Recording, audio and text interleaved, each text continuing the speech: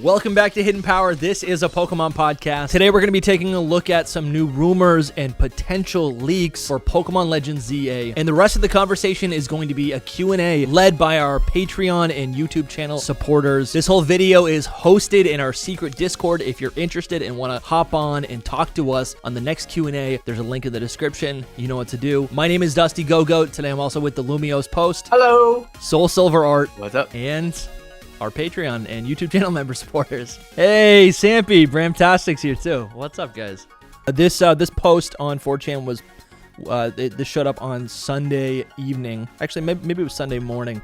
And in this rumor, there's a whole bunch of new Pokemon that are detailed. There's about 10 new Mega Evolutions. There's new Legendary Pokemon. There's even an evolution involved. So I'll start off on the first line. Legends ZA will be released in November 2025. First item right there is that's a long time to wait. If this game's coming out at the end of 2025, man, we're in a drought, baby. We're in a drought. I don't know if that's just not right. I don't remember like being in another drought like so bad. You guys can't see me, but I'm doing this too. Like a content creator back then, you know? Yeah. So like when you're not a content creator, it's not as bad, but yeah, you can just enjoy other things. Like I'm actually really enjoying House of the Dragon right now. Like I feel like I have one more episode to go to catch up. Okay. Like just for example, I don't know what that is. Well, there's the Acolyte, right? I'm enjoying Star Wars. I'm enjoying all these shows that are not Pokemon, and it's actually really refreshing. But obviously, the closer we get to the holiday season, and once, you know, in like a month or so, when these shows dry up, like I'm gonna be foaming at the mouth for more content. So the first thing right there, I mean, we do it anyway though, don't we? Like I don't know, I do all that anyway. Oh, yeah, but it's not the same. I watch those shows and I love Pokemon. Yeah, but when my focus is on Pokemon, it's hard to hyperfixate on other things. Yeah, I'm more like hyper fixating on real life. That's my thing right now. Sure. Yeah, right. Yeah. Which is like, oh, you're overdosing on. No, but grass. It kind of sucks. Like, you know, yeah, too much grass, man. And not that grass. Yeah, I gotta watch the bear. I heard the reference, Lumi. I gotta watch the bear as well. I've never seen it. Yeah. And then let's see. All right, that's the first one, right? So that's when I stopped reading. Yeah. But please continue.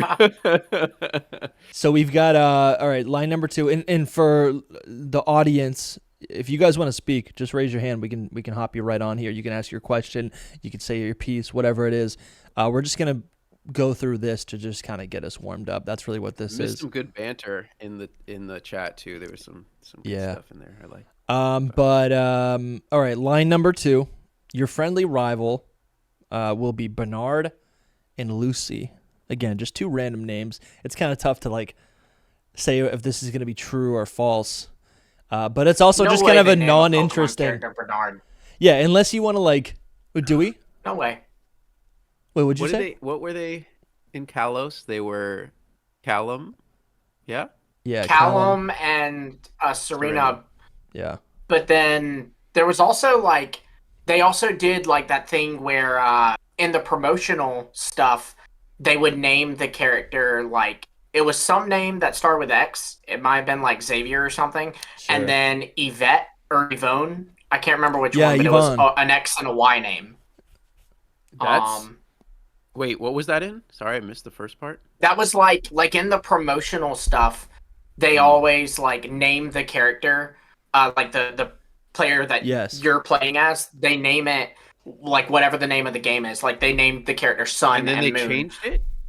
But it was no. The rival is still always Callum or Serena, but they named the protagonist in like promotional material. It would be like I can't remember the X name. I think it was Xavier. I don't know. But then I remember distinctly the Y name was either Yvette or Yvonne. I think it was Yvonne. No, that makes sense to me. I totally forgot. That's a more French name, you know. It's more but French. It's like the same reason that like Dawn and Lucas is correct, but also Diamond and Pearl is correct. You know? No, that makes sense. Yeah. I know the principle you're talking about. I totally understand. Like silver is still silver, you know.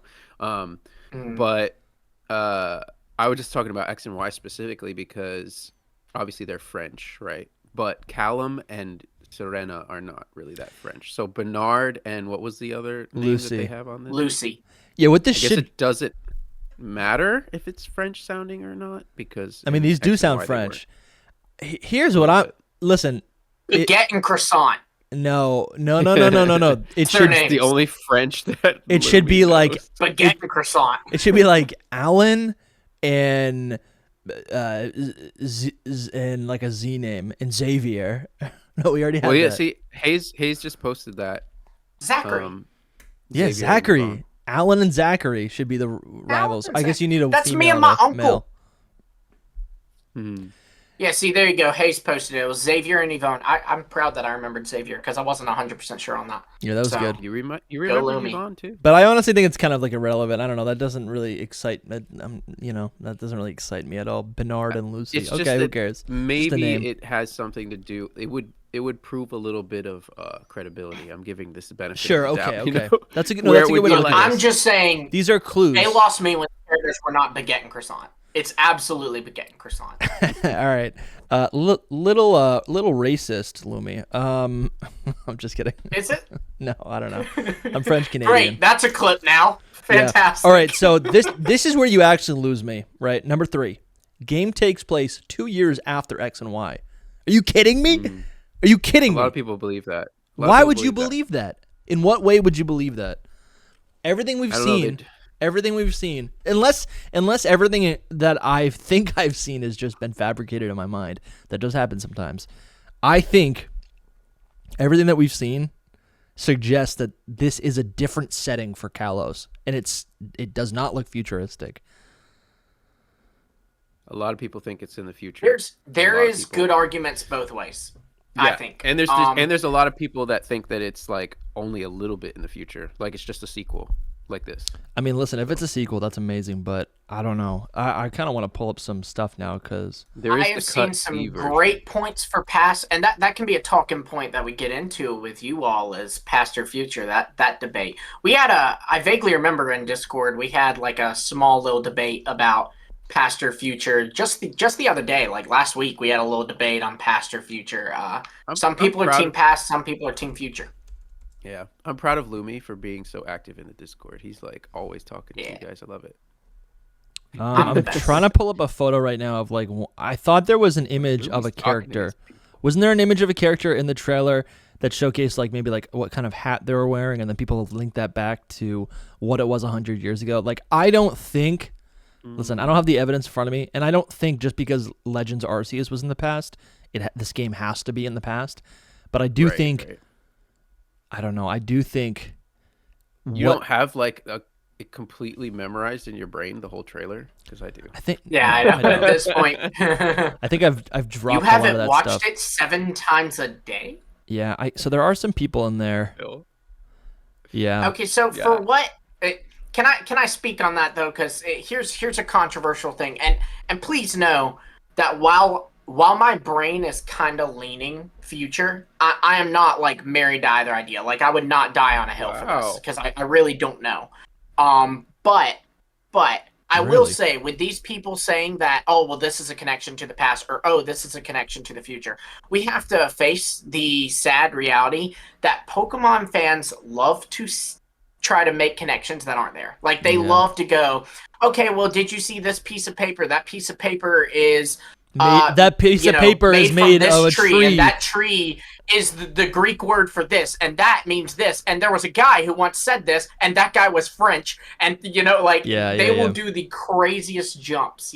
What's crazy though is that there are those connections. It's just all coincidence, and it's insane. Yeah, it's great, but you can do it with almost anything. Talking about like absolutely, Star Wars and Marvel and all that, you can like connect anything.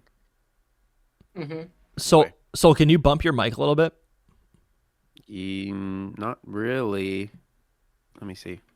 But so Lumi, can you actually like tell me? This is new to me, right? The idea that you believe that Pokemon Legends ZA is going to take place in the future. I know that has been a theory, but I feel like it's been a pretty unpopular theory, and I tend to believe, just by default, that this game is going to take place in the past. I just like that idea for these. I like that idea more.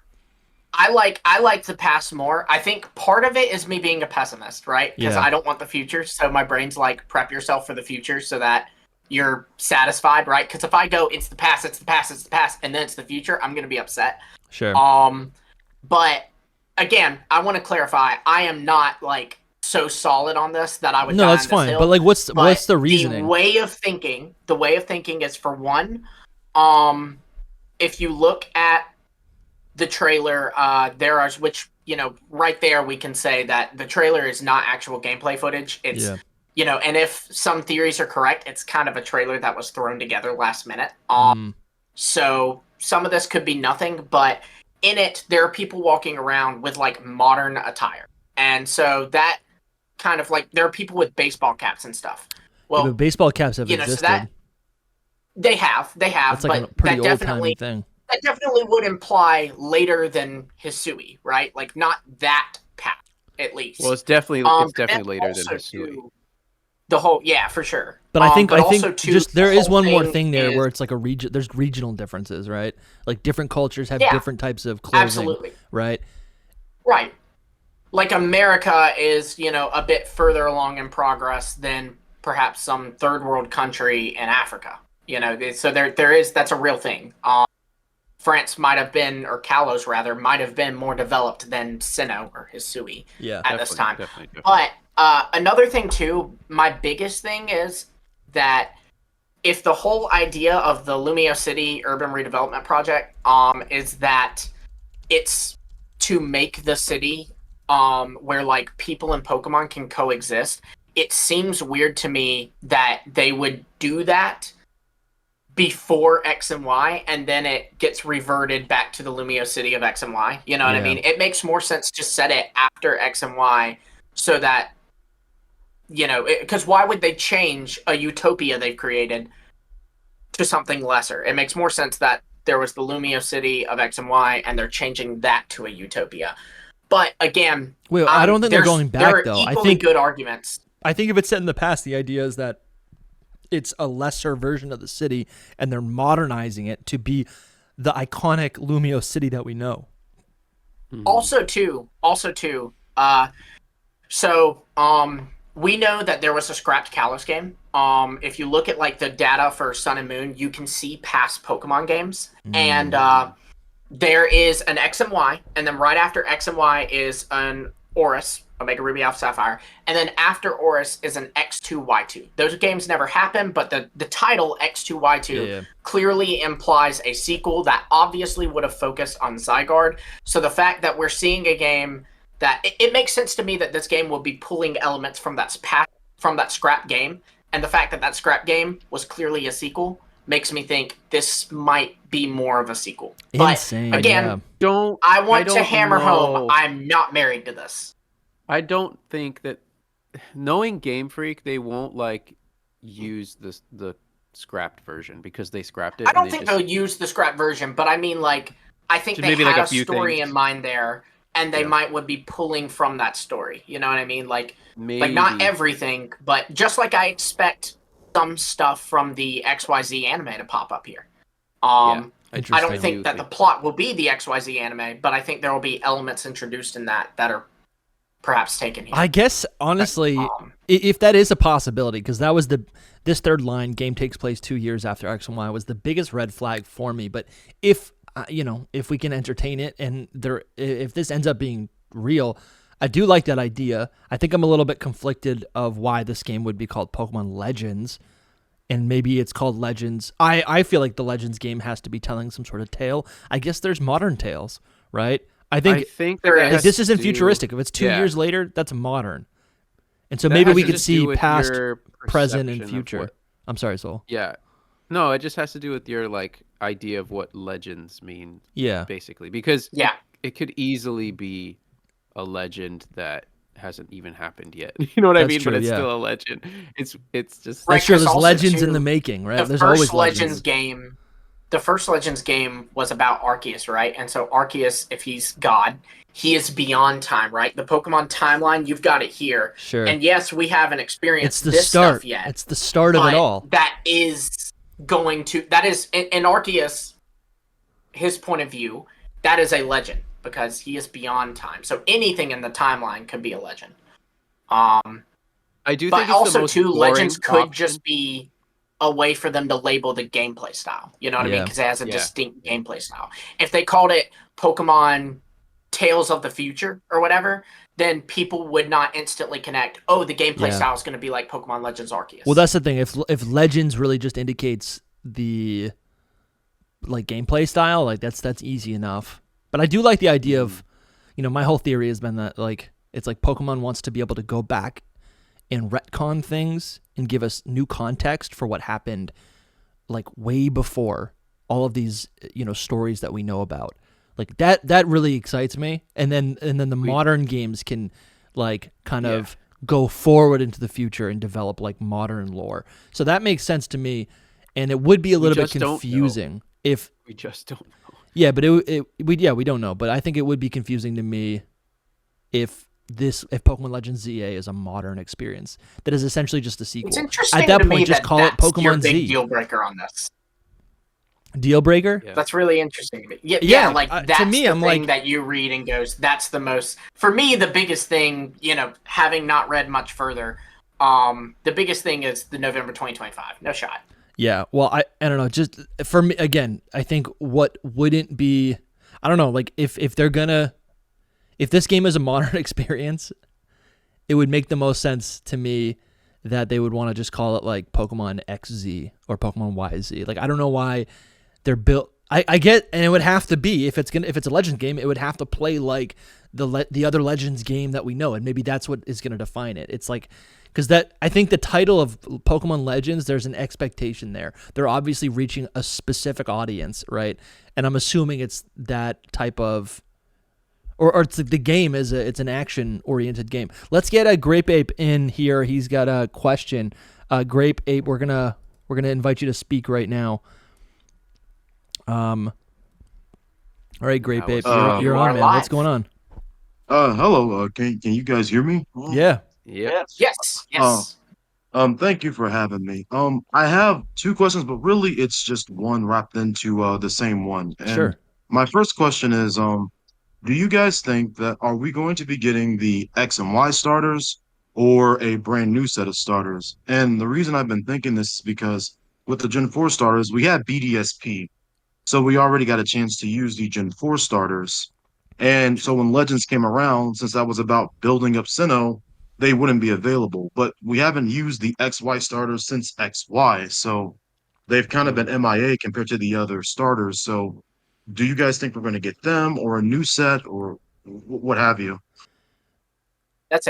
First off, that is a great question because Loaded. That's the debate, right? Like that really is the debate because also too, like to hammer home how that is a really big debate is also the fact that if the game's focusing on Mega Evolution, they did just remove Ash Greninja, like they totally retconned him out of existence. So like, is that a setup for a Mega Greninja and a Mega Delphox and Chestnut along with it? Because the Kalos starters, I don't know. I do also think there's the option that it could be both. You remember that with X and Y, we got the Kalos starters. Those were brand new starters to us. And then we got the Kanto starters just a little bit further in the game, and those got new Mega Evolution. So I could see a scenario where we get this weird oddball mix like we did in the original Legends, and they have a new regional evolution or a new evolution or whatever have you. But then we also get a choice between Froakie, Fennekin, and Chespin, like we did the Kanto starters, and they have new Megas. That would be the perfect scenario. Maybe this is me not being a pessimist, and this is me being too big of an optimist. Yeah, but I could see that. Can I jump in here? I'm starting to think of this cool idea where, because you're right, you kind of lay it out. If Megas are the focus, or like what set of starters, or you would assume that whatever starters we get are gonna have Megas, but I think I think a big part of the appeal of Legends Arceus, something really novel that they did was the fact, that they gave us a new set of starters that then eventually evolved into new regional versions of that. Like that's groundbreaking, right? That was so cool. And I think, would they do that again? I do think they would do that again because I think it's a big part of the to me, at least when I think of Legends, that is a part of its identity. So my idea is, let's assume they're going to give the Kalos starters megas. Then what if they kind of do a reverse, and then we do get to choose later in the game a new set of Kanto starters, right? Because we get them in the original game, but then because previously... Oh, you mean regional variants of the Kanto starters? Previously, the Kanto starters had been introduced to Kalos. A couple of years go by, and then they evolved to have new regional evolutions. That's kind of cool. And that would fit, right? It's like, it doesn't complicate it too much because Kalos already has two sets of starters. Point, though. Doesn't it go against your point that it's like a mixed group of starters, though? Oh, sure, because they already have megas. You'd want to highlight the megas. Is that what you're saying? Not only do they already have megas, it's just like they're all Kanto. So, I think it goes back to your point of, what is a Legends game? And we don't really know what a Legends game is, and we won't know until we get some information on this. We're running on fumes. General. Once we get information for this game, then we will fully, maybe not fully, but almost fully understand what a Legends game is. And we can does a Legends game almost, not always, but is typically has like mixed starters, and does it typically have this gameplay? Is it typically set in the past? You know what I mean? Like right now, we only have Legends Arceus, and it doesn't solidify any of those. We can't things. set a pattern. Right. So what would you like, though?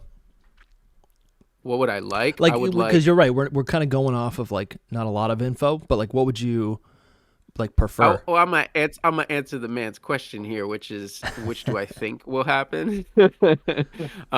I think it'll just be mixed starters. All right. I don't know if they'll get megas. I don't know if they'll get megas or if they'll get regional forms. I would rather regional forms, but megas seems like the thing, So maybe we just get mixed starters. Like what are the famous ones? I think Litten, not over Cinderace. Litten, Snivy, and Empoleon. And if they get megas, it makes even more sense. Mega Incineroar? Are you telling me you think Mega Incineroar is real? I told you they could do something crazy with it, and I've talked to Grape Ape a lot about different things, especially Incineroar. But I think that they can balance it out. It's not like something crazy. They know what they're doing. But megas would make sense with Snivy and Empoleon because they're already based on French kind of things, so that they would just get more French. You know what I mean? Yeah. Yeah. So to me, that's the most likely in my logical mind, but what I would want is what Lumi said is we get like the Kalos starters that get megas, and then we get mixed starters that get regional forms. That'd be incredible to have both. Yeah, but another thing too is like Dusty, you said that like having the regional variants of these final evolutions was like iconic to Legends, but I think a big part of what made that so iconic was the surprise factor of it. Because I remember like for the longest time, when we just knew it was Oshawott, Cyndaquil, and Rowlet, there was like the debate of, do we think they're going to get new evolutions? And that's speculation. But like, they lose the shock factor now. You know what I mean? If they show us a new batch, I think people are going to expect, like if they show us Totodile, Snivy, and Litten, for a random example, I think people are going to expect like, but I still think they're it's totally special. Going to get regional evolutions. Like just even though we know about it, like you love Hisui and Samurott. That's amazing. Yeah. What it is, it's a permanent split evolution in my mind, right? It's like now you have two options for what you want your Oshawott to turn into: light side, dark side, right? So I don't know. I think surprise alone, like whether there's a surprise or not, I still think it's like still kind of a foundation. Like when I think of Pokemon Legends Arceus, it's crafting, it's throwing your Pokeball in the overworld, it's the ride Pokemon, it is and it's really those new starters, right? Is it really crafting? Because I crafted like 2 things the whole game. Yeah, I think it's crafting. That's definitely. But was that the first question, or was was that both? It basically was because I was debating whether or not, like, if they did give the starters regional forms, would Game Freak then go around and say, okay, regional is. We lost you for a second. Yeah, we lost you for a second. Could you repeat that? You might have lost. Are you there, Grape? Oh, yeah, I am. Can you guys hear me? Yeah. We can now, yeah. Oh yeah, I was just thinking because I'm like, okay, if they get regional forms, would Game Freak then turn around and say, okay, regional Incineroar you get a mega. Yeah. Like, because that's something I was conflicted on. You double? A regional variant with a mega. Oh, that would be so cool. Yeah. See, that's something. I don't know. I've had other friends, like you guys all know Yori. Me and her have talked about like that possibility of that happening, and she convinced me a while back that it's possible. But to me, I'm just it's possible to get the double. Yeah, it's crazy to me to like get a regional form that gets a mega. I'm like, yeah, it's just so much. Though, I think it'd be a little. That could go along with what I said, though, like how they lose the shock factor. Sure, there you go. You re-add the shock factor there. Because, like, when we see Piplup, Snivy, and Litten, we're going to go, oh, well, they're going to get regional variants. And they're like, yes, they do. But also they get megas, you know? I do think, like, I mean... that is a little bit of, like, a pivot. And I guess you can't account for... what I'm thinking is, like, if you're an Incineroar fan and Litten becomes a starter... You're going to be pretty disappointed if, like, the Incineroar that you love doesn't get the mega treatment, right? You're going to be like, wow, like... I don't think this new thing that be upset if Mega Incineroar doesn't happen. Sure, bad example. Every VGC fan, for example, right? If will go into depression if Incineroar gets a Mega. You know, if Chespin is a starter and it evolves into a Chestnut, you love Chestnut and you wanted to see it get a Mega, but then if the regional form, instead of being a Paladin, instead it's a... I don't know, a magician. Dark Knight? Yeah. If it becomes a Dark Knight, then it's like, yeah, that would be pretty cool to see it get a mega, but it's fun. Like, what happened to the Paladin? Mm-hmm. So I don't know. Mm-hmm. That is a pretty cool idea. And then how greedy can we get? Can we say, what if both forms get the mega? Anyways, you know, there is also not to make this even more complicated, but what are the odds like they go full force with the whole bomb phenomenon thing, and like have megas, but then you also have like they bring back Bond phenomenon Greninja. I think they would rename it because they don't want it to be Ash Greninja. I don't think. But then they also give us Bond phenomenon Delphox and Bond phenomenon Chestnut. I mean, that's cool. Instead of Mega, you know, I can see that. I don't think that would happen, but just to muddy these waters a little. No, that's cool because we got Mega Evolution. Very muddy. And then the next game we got the Prime. Actually, no, yeah, we got Primal Reversion, and then we got another variant of Megas, which is the Rayquaza version that doesn't even need the stone. And then they also gave us the Bond phenomenon. So I think there probably is room for some specialized. Mega forms. And we even see this like later in this rumor, not that it's real or whatever, not that it's confirmed real, but like there's supposed to, you know, this thing details an enlightened form for the box legendaries. But Grape Ape, thanks for asking us your question. Thank you for the support. Yes. Hope you can hang out for the rest of the stream. We got Indiana Jenkins now here. What's up, man?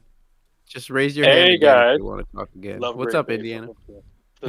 Big fans of you guys. So I did some digging, and I remember you guys were talking with Jake, Psyduck Jake, love him. Oh, Psyduck. It was kind of like about he's in here. He's in here right now. About there. Okay, yeah, I see. I wasn't sure if that was Psyduck Jake is his Pokemon channel. But just like when you guys are like talking about and going back and forth with like what a Legends game should be, I know we focus so much on the Pokemon, but the real issue with Legends was that there was no battling, there was no sense of like how do I actually have an experience with that. So I wanted to hear you guys' thoughts of like, what do you think? Because even if we have megas, even if we have all those things that we all want, how does that implicate in terms of like the aspect of we know we're going to be in a city. We know we're going to be in Lumiose. How can we bring battling? Because that's what X and Y was really about. How can we incorporate that into a way that it advances the franchise? So that way you kind of have your lore-based game, and then you have your, your normal traditional. No, I think that's a really good point. Like a big weak point for Legends, and this isn't just for me. This is for like a lot of fans. That's everybody. Yeah, which is that like battling really wasn't like you don't need to battle at all. And then without battling, it's like what's the point of your team, right? Why collect the Pokemon? Yeah. And then at that point, if you're not collecting it, why craft? It's like I feel like battling, there is the collecting aspect that people enjoy, but battling is the reason why you collect Pokemon and grow your Pokemon and grow their bond. It's like that's the fuel. That's like the end mission, right? Or I guess you could take it a step further, and it's like, yeah, you want to defeat the big bad, but like, how many battles do you really need to do in Legends Arceus? Maybe like 10 battles, right? There's not It's even not a lot. like there's not even trainer battles. It's just yeah, like you battle the Wally impersonator or whatever, and then you battle Volo, and so that is a really great point. And if megas, I'm just setting it up for the audience, and if megas have always been, you know, megas are a battle gimmick, it's like I think it's a good question. But it's you think like Battle Bond would be like that? You know what I mean? Like, would that work in terms of like in a way to bring people into megas who aren't like just automatically into that, but still want to have that lore based, you know, that story? Because that's what the storylines are just so different, and I'm trying to figure out how can you even bring that. Okay, so you're talking about more about the story of the game? Well, I'm saying like in terms of battling and the mechanics of it, because you guys are like, hey, okay, what's the narrative going to be? What the negative? Like, what do you guys think that this Legends narrative would be? Okay. You know, if we're gonna have, yeah, go Lumi. How do you make that work? If now this is again pulling from my crackpot theory that we're going to be seeing some stuff pulled from the scrapped X2Y2. If hypothetically X2Y2 was real, then we can kind of look at Gen 6 as the mega trilogy, right? First movie in the trilogy is X and Y. Second movie is Oris, and the third and final movie would be X2Y2.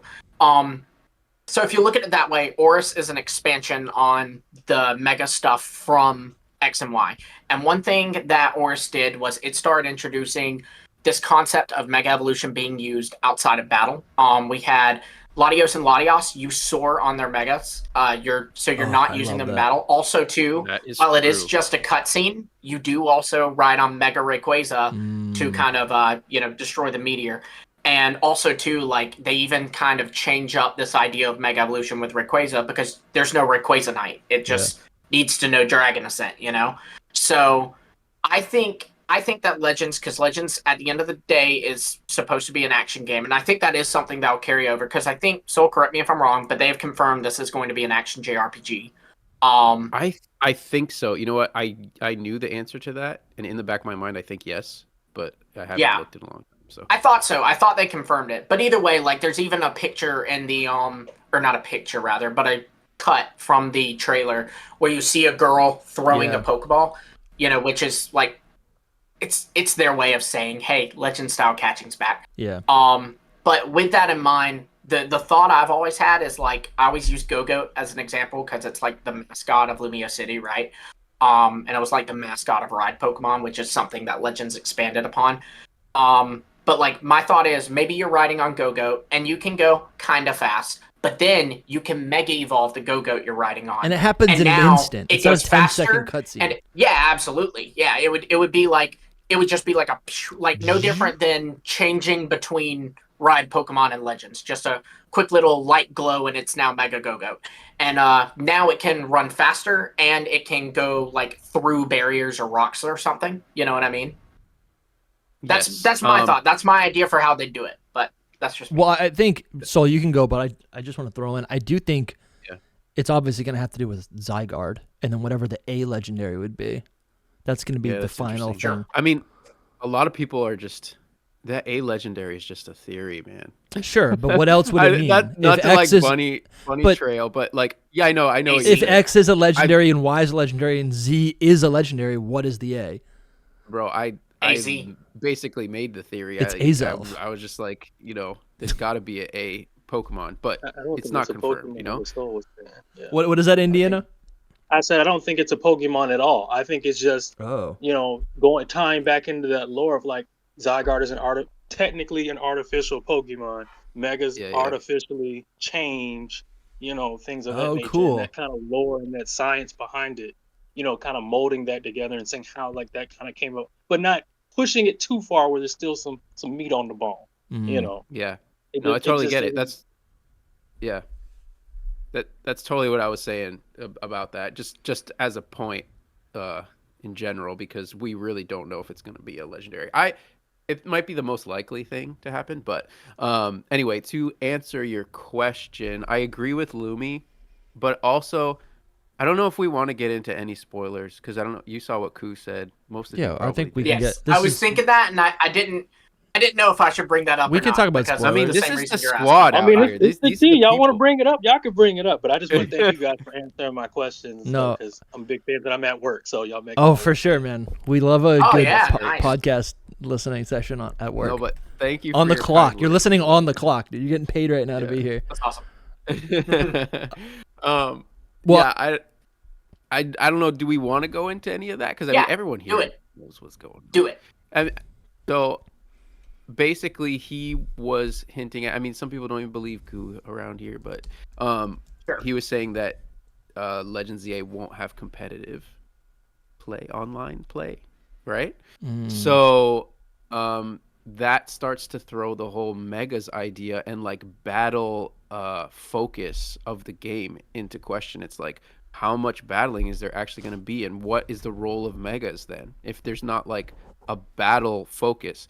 Which then you're also talking about X and Y, which Megas and battling was one of the main themes. And also to go back to your point of the Bond phenomenon,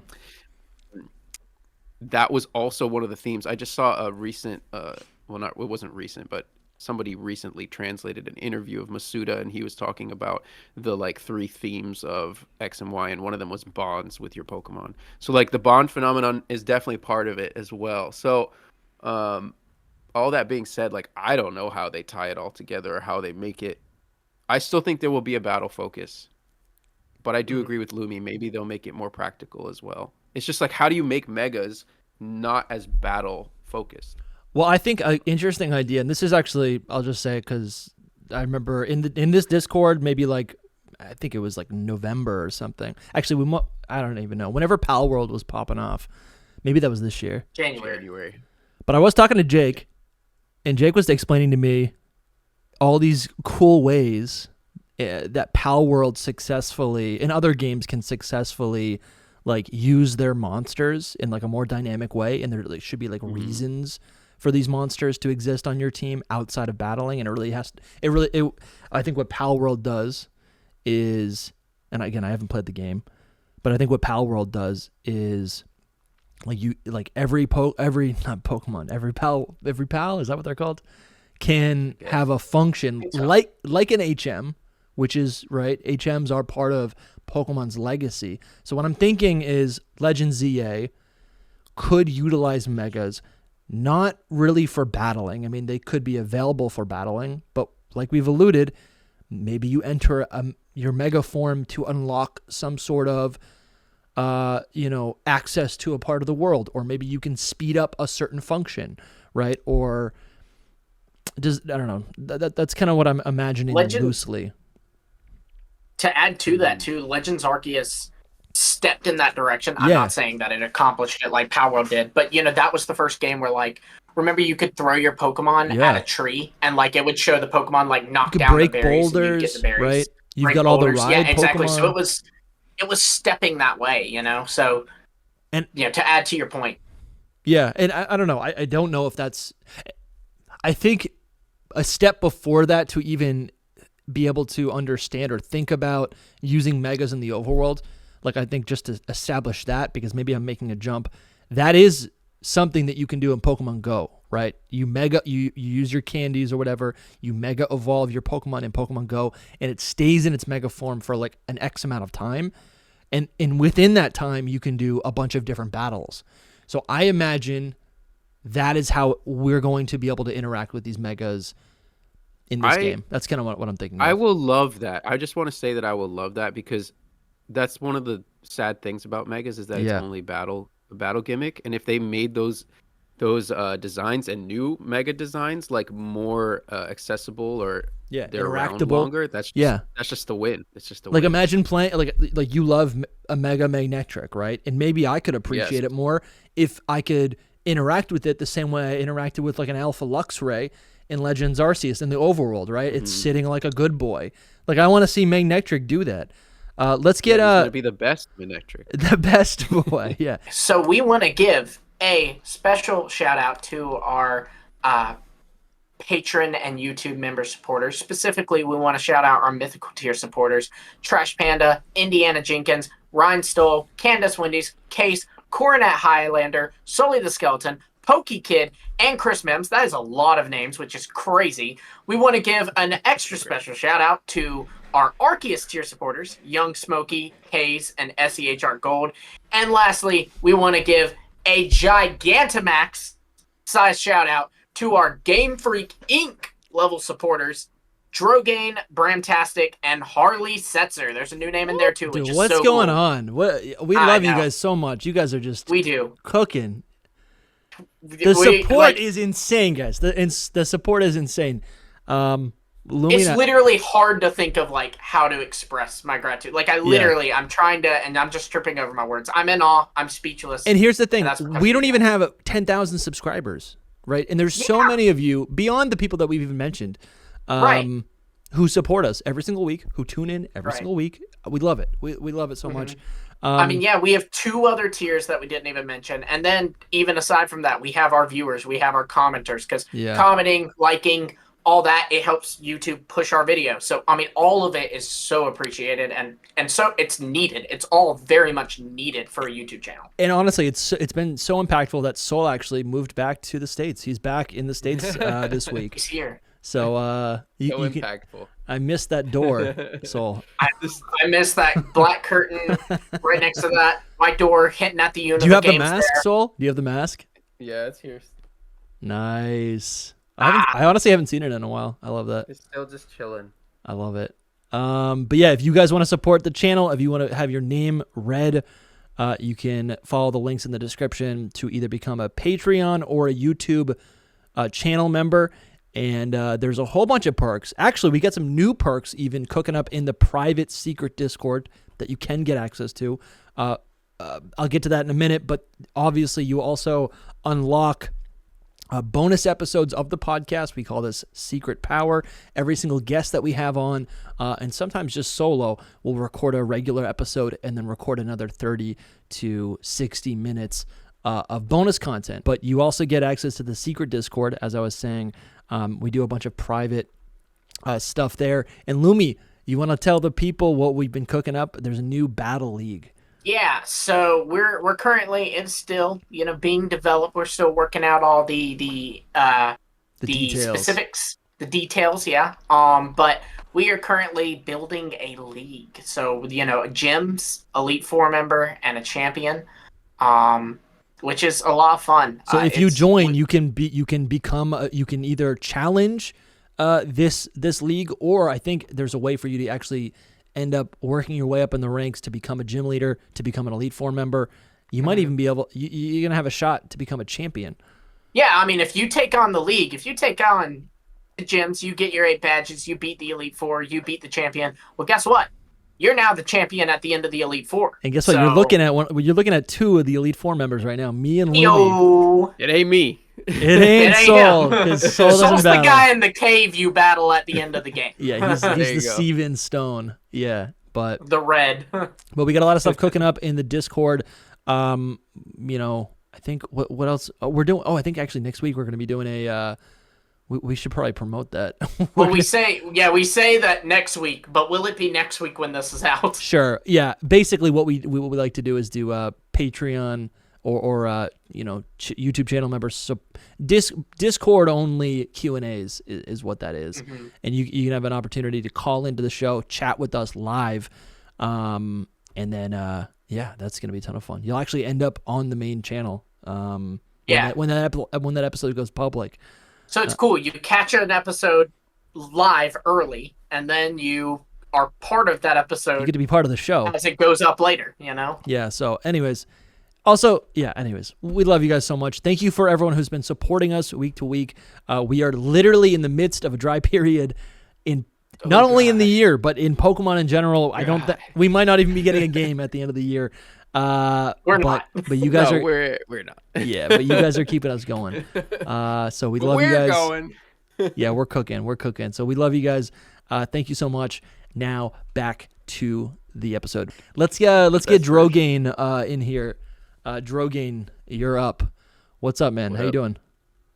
I'm pretty good. How you guys doing? Pretty good, man. This is fun. We're here, man. We're having fun, yeah. Lumi, I am in the sunlight right now, so I'm disproving your theory that you've been running about me. I don't appreciate it. What is it? The helmet? Is it helmet related? See any. No. It's that Drogain's a vampire, and I don't see you in the sunlight, so I can't confirm that that's true. So here's the thing: you're a serial killer, and I'm a vampire. So we have to team up against Soul and Lumi because they're too good for us. Oh, I'm the serial killer. Is that public? You've got the people in your basement. You didn't know that? I feel like that's no idea about this. So this is public, dude. No, I've heard about it. Yeah, that's a secret Discord rumor. He only knew about it when he walks away from the camera. He had to watch it back. Let me not unreel it too much with jokes. So here's my thing. I'm gonna keep with the theme of it. I'm gonna ask a question, and then I'm just gonna give my thoughts when you guys answer it. So, lore-wise, Zygarde only appears because something in the ecosystem of Kalos or Alola threatens it to appear. I love that. My big thing with Legends ZA has been this. I don't know what it could be other than two things. One I don't think is possible. The other one is still within the realm of Generation 9. Do you think that Paradox Pokemon will appear in this game? Because I have a feeling that would be the only thing that could really prompt Zygarde to appear. And once you answer my question, I'll give you my thoughts on it. That's a really cool theory. So again, for context for listeners, Kalos and Paldea geographically, I don't know if it's like confirmed by the Pokemon Company, but we understand them to be geographically bordering each other. So the idea that Drogain's it's not confirmed. It's not confirmed, but you know, France and Spain and Portugal, they're all right there. So Drogain's suggesting that the events of Pokemon Scarlet and Violet with the Paradox Pokemon in Area Zero, maybe there's a disruption of the natural order that triggers Zygarde to awaken. I love that idea. Like, I really do. Whatever causes Zygarde to awaken, I love the idea that basically this force for good, protecting the environment. We end up defending the people of Lumiose City, and then kind of like we end up like it's like the good guy for the environment is actually like, you know, temporarily like our antagonist, right? So anyways, that's a cool idea. I don't know if Lumi or if you have any ideas on the lore of all that, but there's a really popular theory that the Ultra Beasts will be the ones that come in and do that. It's huge. It's like that's cool, especially in the I think Asian community, maybe Japanese especially. That's what I've heard.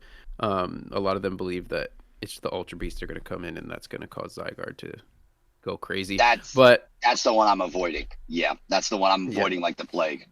Yeah. Do you not like them? Well, it's not that I don't like the Ultra Beast. It's just contextually, the only reason why Zygarde ended up in Alola was because they did nothing with it X and Y. That's the real world explanation. The only lore explanation we have for it to be there is the possibility that the Kingdom of Azoth was there at one time, and that also the fact that the Ultra Beasts are the only other brand of Pokemon we have that are invasive species to the Pokemon. You could argue Deoxys falls in that vein and stuff like that, but a group of them, it's only the Ultra Beasts and only the Paradox Pokemon. Those are the only two categorizations that could make Zygarde be like, all right, I got to do something. Because otherwise he doesn't appear. He doesn't appear for any reason. If you think about it, even if you go back to the Kalos War, there's nothing discussing his involvement in that war at all. It's either Xerneas or Yveltal, who I can never pronounce correctly. Those two were involved vaguely, supposedly, but Zygarde is not mentioned at all.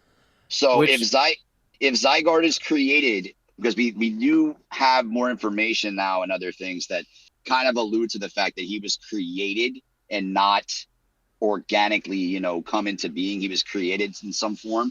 If that's true, he would have had to have been created by someone who was aware of invasive species that could threaten regions in a vast way. So that's why I'm thinking, because we're in Generation 9, Paradox Pokemon are a stone throw away from Kalos, if you think about it. It could be a possibility that they do appear. And going back to your comment of, is it past or future? Everyone has been kind of alluding to past more so than future, but that past that they're talking about is about 200-300 years ago. If you line that up with Paldea's history, that would be right after Heath did his adventure in Area Zero. Oh, that's cool. So if you go, and here's another thing, so you'll know this too, there were leaks way back about Scarlet and Violet that there was supposedly an interaction you could have with Heath in DLC. Like you can talk to him in NPC form. So I'm kind of curious if, like, after Heath's adventure, he didn't leave, Paldea and just went straight to Kalos. Because at this time he was being discredited. So he might want to prove that what he did is true. So I'm not saying it's going to be a focal point of the game, but he could show up, because if the time frames match when the game comes out, he could be in Kalos. I love the idea of them tying this game to the existing generation. Because if we're still in Generation 9, right, there should be some interplay between these two games in some way. So I really do love that idea. And I do think, I mean, it is true that Legends Arceus and BDSP, they were kind of its own package away from Galar. But I think, so I'll say this. I love the idea of some of these returning archetypes of Pokemon returning in some way. I do think, though, what they're probably going to do as to not reuse certain like pieces of marketing, right? These new flashy things. What they're probably going to do is the real antagonist to Zygarde is going to be a new legendary, potentially that A legendary, right? And then what could happen is, maybe the A legendary is actually an Ultra Beast, or maybe it is a new type of paradox that was discovered, and maybe it's tied in, and then that's a way for them to introduce some of these other Pokemon. But I do think there needs to be some sort of like trigger, and a new piece of there's a new piece that we don't know about that has never existed that they're going to introduce, and that's going to be the big selling point or surprise or whatever. Right. That's exactly what I was thinking too, because I mean, I don't want to see Iron Hands again, in Kalos. I was thinking like it would be there's nothing wrong with Iron Hands. You have Iron Hands, but that's besides the point. The point is, you guys can't see it, but I'm miming right now. The point is what I'm saying is that you can have different forms of paradoxes, because a misconception with Terapagos for a while was that he created the paradoxes, but now we know in lore that's not exactly true, that he was just using terrestrial energy to comport them with insert whatever you want to say, another universe, timeline, whatever it is.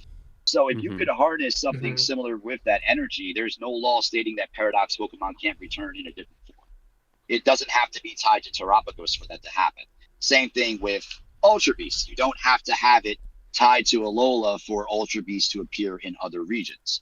The question would just be mainly if they go that direction, which again, we're all spitballing here, but if they go that direction, which one would they take? Because they do have to introduce something to align with what little lore we have about Zygarde. Zygarde does not appear unless the ecosystem is threatened. That could be anything that's invasive. That's so how they explain that is really up to what they want to do. I love the idea. Oh, what's up, Lumi? If I may, this is, and I'll clarify, this is not theory on my part. This is based on gut feeling. This is not based on like, that's valid. Oh, there's this evidence and this evidence. And if you don't know, Soul's gut is 100%. I mean, Luby's gut is 100% right, and don't question it ever. Right? Yeah, exactly. No, mine's always right. Definitely not. But like I've said, I make a point to try to emphasize this when it comes to Legends ZA. All I have seen is a trailer that didn't even have game footage. So like, I'm going off of nothing here, right? But that's Lumi. That's called a proof of concept. Yeah, that's what that's called. Right. It's true. But I think that just like Legends Arceus was, I have a feeling that Legends ZA will be pretty self-contained and not really connect to Scarlet and Violet. Jake was even typing this there as well. Exactly. And I will say too, if I were to sprinkle some fuel to a fire, if we're saying that the Pokemon world is pretty lined up with real world geography. Like, Kalos is close to Paldea because Spain and France are close. Then just as close to the Kalos region as Paradox Pokemon is an Ultra Wormhole. There's an Ultra Wormhole in the Crown Tundra. That is factual. Yes, that is true. Wait. In the underground dungeon, whatever it's called. Yeah, and they make a point to make that's how you get Ultra Beast. Yeah, I actually forgot about that, Lumi. That's a good point. That is actually. So those can pop up anywhere. Interesting. And then, correct. And then this is where I start to go off of anything good and just again talk about gut feeling. So, it's been talked about for a while now that every single restricted legendary Pokemon is in the game of Scarlet and Violet except for Yveltal, Xerneas, and Zygarde, are Kalos legendaries. But interestingly enough, Paradoxes and the Tapus are also missing. So I could see. I like this. I'm I not like saying where you're I going think, with this. but I could see that those are missing because they're going to play a role in the Kalos region. I could also see us getting a new Tapu, similar to how we got a new Kami member over in what was the game? Legends Arceus. Completely blank. Yeah, and the Tapus are so tied to the environment, so I think that's really great. And they even have they tie into Zygarde. And their Z move and then suggests that they have this whole entire aura form that we don't know about. Sure. Well, and that and could then be also, a mega. To me too, we do have the first time we ever saw the strange souvenir was in Kalos. It was X and Y's way of hinting at what the next gen is. But the thing is, that's clearly a little tiki or a little totem, the strange souvenir. Doesn't look like any of the Tapus we have. So, again, this isn't actually I believe this, but this is here's an interesting thought. I actually do like that. The only thing with the strange souvenir, if you remember when you pick it up in Alola, it says, I forget which Tapu it says. It does say what Tapu it is. I think it's the electric one. Oh, does it? Yeah, it does. You read the description and it really deflated a lot of people's theories because Birdkeeper Toby was the one that was pumping that out. He's like, it was a theory that he ran for a while that he saw that and he was like, well, that ends that. But that is an interesting point. They actually, and we could even get more wild with it and say they could actually do both Paradox Ultra Beasts if they really wanted to. Yeah. I mean, there's no law against that. That would be incredible. That would be incredible. That. But imagine this, Soul. This would get you really excited. Imagine a Paradox version of Necrozma. That would be insane. And that actually would be powerful enough to get Zygarde out of his hole. Zygarde would actually do something then. That's a good segue to. I've been waiting to share one of these things. But it's how it goes. God. But no, I don't know if you guys ever saw the manga, but there's a part of the manga that they perfect Zygarde and Ultra Necrozma. I think normal Necrozma too, actually duke it out. They actually battle. And this was around the time of Zygarde won that, right? If I remember that correctly. I don't know. So it's Ultra Necrozma versus Zygarde? Yes, it's an idea. It was an idea. It wasn't canonized, right? It's in the manga. But yeah, it's an idea that they played around with, so it's not like it's impossible. And I agree with both Lumi and Drogain because it's weird. It's Game Freak doesn't care so much about the lore. They do, but they don't care about tying it all together a lot of times. You know what I mean? It's weird. Yeah, they want to introduce new things. They're not such set rules. Yes, they always want to introduce new things. And they'll include, they'll include connections if it makes sense or if it's convenient. The Pokemon Company has lore ADHD. They do lore for 2 years and then they're like, okay, bye. I'm going to do something else. Diagnosed with that. But if we're going off of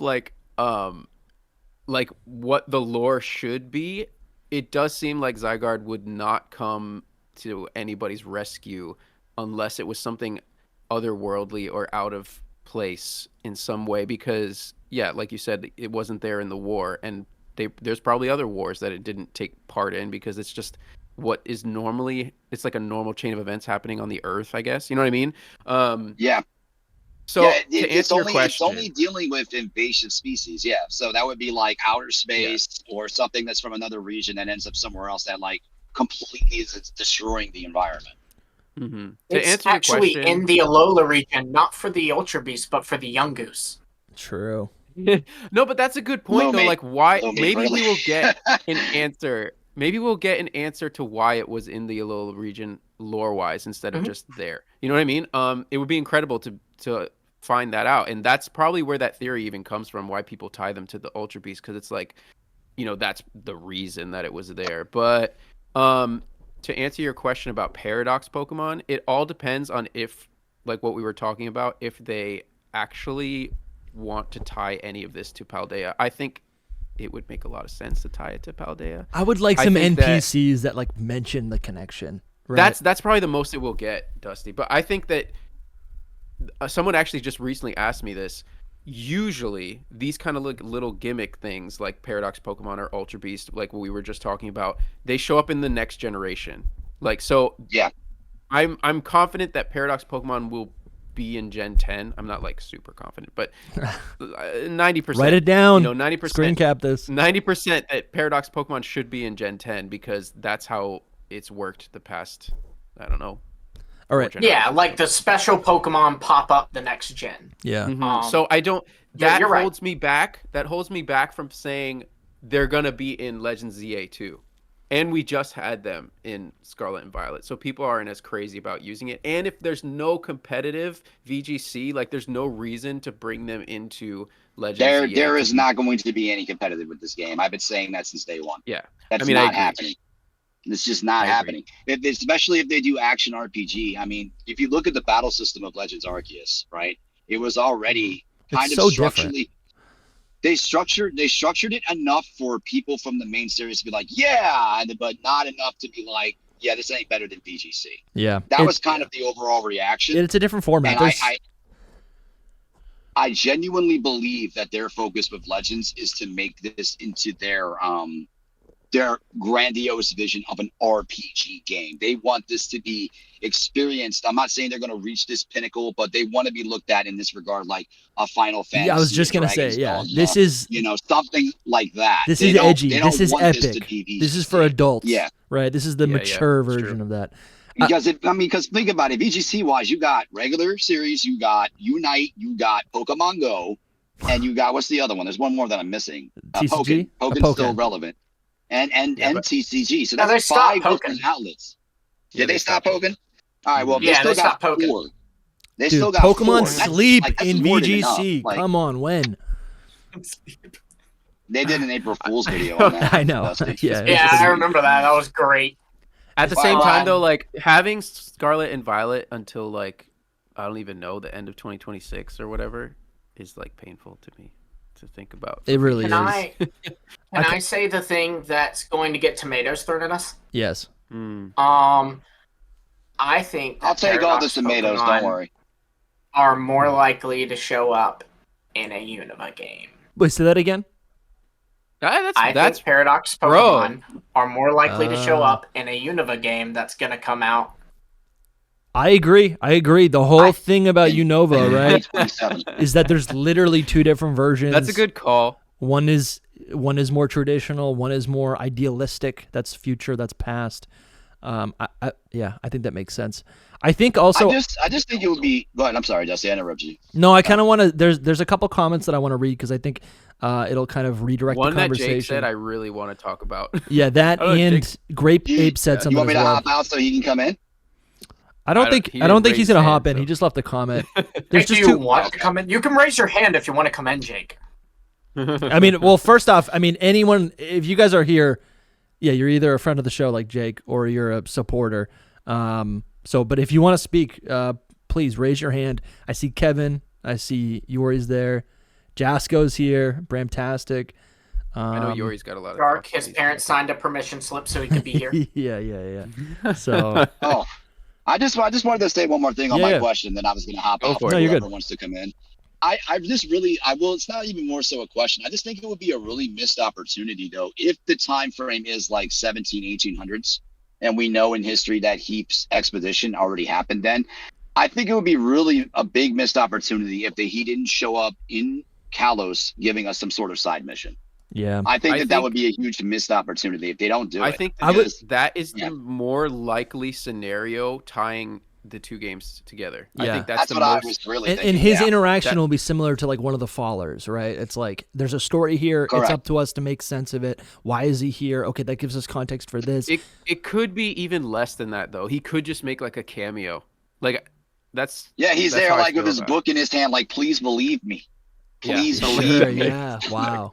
Or like passing it out like here. He's like, look Scarlet and Violet books. I saw this legitimately. It's not a hoax. It's there, bro.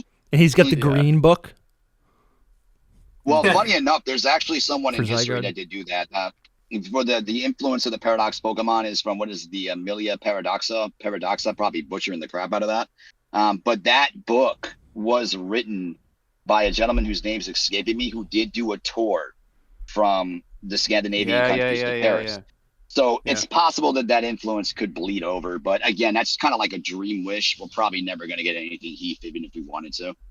It does depend on like what their great plan was too. Like maybe they planned all of this because just to have it come after Scarlet and Violet. But now you're doing too much, Soul. That's like hoping so much. It's like copium of Game Freak's abilities. Maybe if Sugimori was still here, but I don't know about now. They make big plans, though. They make big plans.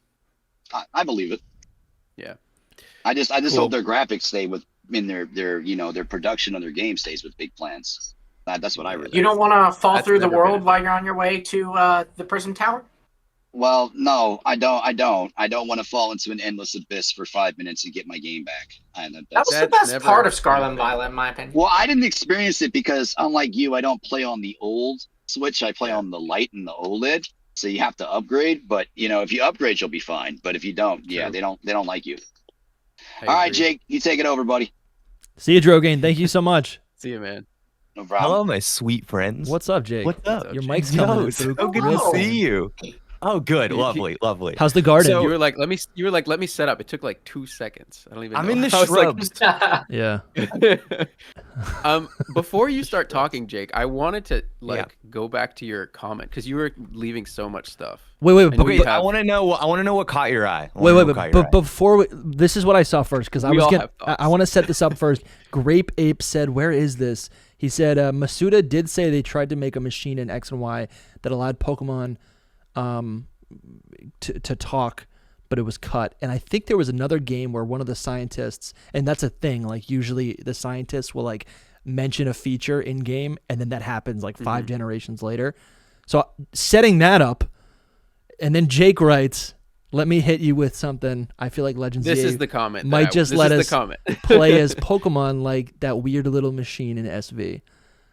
Yeah. This is the synchro feature or whatever. I didn't even realize that you had mentioned it here, but that I was skimming through this comment and I was like, yes. So here's what I'm thinking about. Fellas. I'm thinking like that. The mega Pokemon, the whole thing with the mega Pokemon is that like even in the teaser that we got, and I think some of like the press release stuff after the game was revealed, I feel like I've been seeing people say they're very open about megas are like a point of marketing in this game. Like we are going to talk about megas. This is like a big thing that megas are back. Yeah. And I think if you're doing that, if you're pointing people to the mega stone or whatever, if you're saying, look at this thing, when you are showing this game in the future, you simply have to have dramatization of the mega form. You have to show it in action. And I think you have to show it in action in a way that is more than just the stupid pink ball showing up and then you see the Pokemon and they're in a little battle, especially in a game that is, I think, admittedly not super focused on battling. So there has to be a function. There has to be something that they can show in trailers and screenshots for these mega Pokemon to do.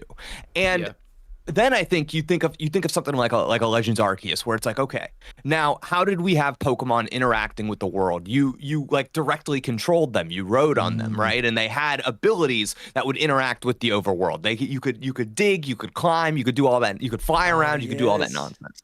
So now it's like, okay, so we know that the little details that we do know about this game, you've got like a city that is being built or is in the progress of developing. And it's like, okay, we've got to do something with that in the game. we've got to interact with Pokemon. We got to put all of these things together. And I think once you start thinking about and this is actually what I've learned from listening to you guys. Once people started talking about the Mega Evolution, it's about the bond. Once whoever was talking about it, it's about the bond. It's a bond. The bond. Yeah. I was like, oh, there it is, baby. It's like, so you've got all of these Pokemon already running around in the city. They can already do everything that in theory we could do. So what's the thing that's going to make us different? What makes the player, what makes us like the chosen one? You know what I mean? That makes it so that we can affect the world that we're in, that we can, shape the environment. And it's going to be that we unlock. And special people in the game also will have this ability, and they'll, and it's like, oh, it's the friction. This is so cool. But we have this ability to get into this new form with our Pokemon, bond with them, and have them push past their limits. And now, thanks to this, we can do things that the world was struggling to do and push the world past its limits. So now it's like, oh my God, if only we could fly up to that big thing up there. Don't worry, dog. We got this mega Pokemon that can fly up there. This is so cool to me. It's like, oh man, if only we could punch a hole in the side of this mountain. Mega Machamp. We need this, or something like, you know what I mean? You can design any number of things, but I like the idea of, and I think it'd be really cool to keep building on the action elements of Legends Arceus in this new Legends game and have it be this thing that's like a synchro machine, but it's represented, it's dramatized through your bond with these Pokemon. And you can even like see it in your heads. You can see it where you've got like the Pokemon here and you've got your character here, and they have that moment where it's like, they bond together. We are one. Yeah. And then you're playing as them doing things you need to do. And the gameplay thing and this is gonna sound so stupid, but like I think about this all the time. Having this enhanced control of your Pokemon so that they can do tasks better than other Pokemon in this world who you're maybe struggling to communicate with. But like, I swear to God, there is going to be you know how you can find the unknown in Legends Arceus? Yeah. There's gonna be some. There's gonna be. It's probably gonna be like Zygarde cells or whatever we wanted to. Yeah, you're right. There's gonna be something like that in this game, and I can just see so clearly, like being a bird Pokemon. Yeah. And going to the top of a building or something, and just like seeing a little thing there and going, oh, got it. And you can only collect all of them if you access all of these mega forms, right? So there's the incentive to like keep playing. None of that sounds crazy to me. You actually have streamlined those ideas together, and I think when I think about actually how like the gameplay itself, which is like what we're all going to be tangibly experiencing, like it makes total sense. It's like, what's the purpose of a mega evolution? You are the mega. You're not playing as a third-party trainer, right? Jake, we were talking about Smash Brothers the other day, and I've never liked the Pokemon trainer character in Smash because I'm like, I want to be the Pokemon, right? Yeah. I want to be Charizard. I want to be Bulbasaur. Yeah. So, I mean, I know that is available, and you could be Lucario or whatever. Yeah. But I think that feels fun. Yeah. You just got to see how it's shown. Yeah. Like, what are they going to show? And that's and in another way, that's kind of like a really big Nintendo thing. Like, I think of some of the most iconic Nintendo games. Mario Odyssey, the whole feature there is that you can become your enemy, right? The new Zelda game is going to be, you get to wield your enemy, or you get to like take on these new abilities as not as a third person perspective, but like you get to become it. Kirby is literally that. So I think that just is a really natural progression of, I like that so much. Mm-hmm. Yeah, cool. Mm-hmm. I definitely have a lot to say on the topic because I think that there's a lot of evidence for it. Everything that you said, Jake, obviously I agree with the hook, like that's what they're going to use to hook players or people into the game as well. But who did we have on last, guys? The last guest that we had on? It might not be. I don't think we're allowed to say because it's not out yet. You guys want to say? It's Steve. Whatever. These are the from people. Pokemon Cast. Steve from PKMN. Okay, cool. I didn't mean to like plug that or anything, but here we are. Wow, it's coming soon. No, so one of the big things that he was we kind of like ended. We didn't talk about it a lot, but there's spoilers. There's a little theory about like what is it? Let's Go Pikachu and Eevee being like a first draft of Pokemon Legends. That's something in a way, Steve is like championed on his own channel too, or his own podcast. Yeah. And I agree fully with that idea because it's a different way of catching. I'm not going to go into like all the points of what it is, but in that game, you use the synchro machine for the first time, basically. Yeah. You use Pikachu or Eevee to go, you change into them. Yeah, and dude, you get absolutely. somewhere, whatever. For like 5 really seconds, remember. but yes. Yeah, I don't really remember because I played it for like a second and then I stopped playing. It was in Silphco. It was when you were yes. taking down Team Rocket. Right. So that's just the basic like background of this. Like, so if it was like a Legends Jake, precursor, you just blew my mind. if it was a Legends precursor, then going into Legends ZA, I don't know if you ever saw it, Jake, but I posted a picture of one of the buildings in the map, and it has the synchro machine symbol on it, like literally on the roof of one of the. Cool. A lot of people have debated if it's actually the symbol. I think we definitively, I mean, let's say 99% are like that's the synchro machine. I think that's cool. I think it will be in the game. I think all the things that you said are very valid. I think it makes so much sense, and the whole thing with the Bond phenomenon. That interview that I was talking about. I wish I could remember where. I think I saw it on Did You Know Gaming is where I saw it. But yeah, Masuda gave 3 things that X and Y were supposed to be about, like the whole Kalos region, the themes, and one of them was the Bond phenomenon. I mean, basically, you're saying we're going to be Ash Ketchum and Greninja. Yeah, and that's the only tension in this theory is that even though I think the Pokemon Company communicates and they always talk about Mega Evolution as if it's the Bond, but all of the Dex entries in the games that describe the Mega Evolution, they all detail how painful and horrible it is to experience and to undergo Mega Evolution. Like the Pokemon literally, like Glalie breaks its jaw in order to maximize its energy, right? So if we're playing as the Pokemon, I wonder if there's going to be any sort of like,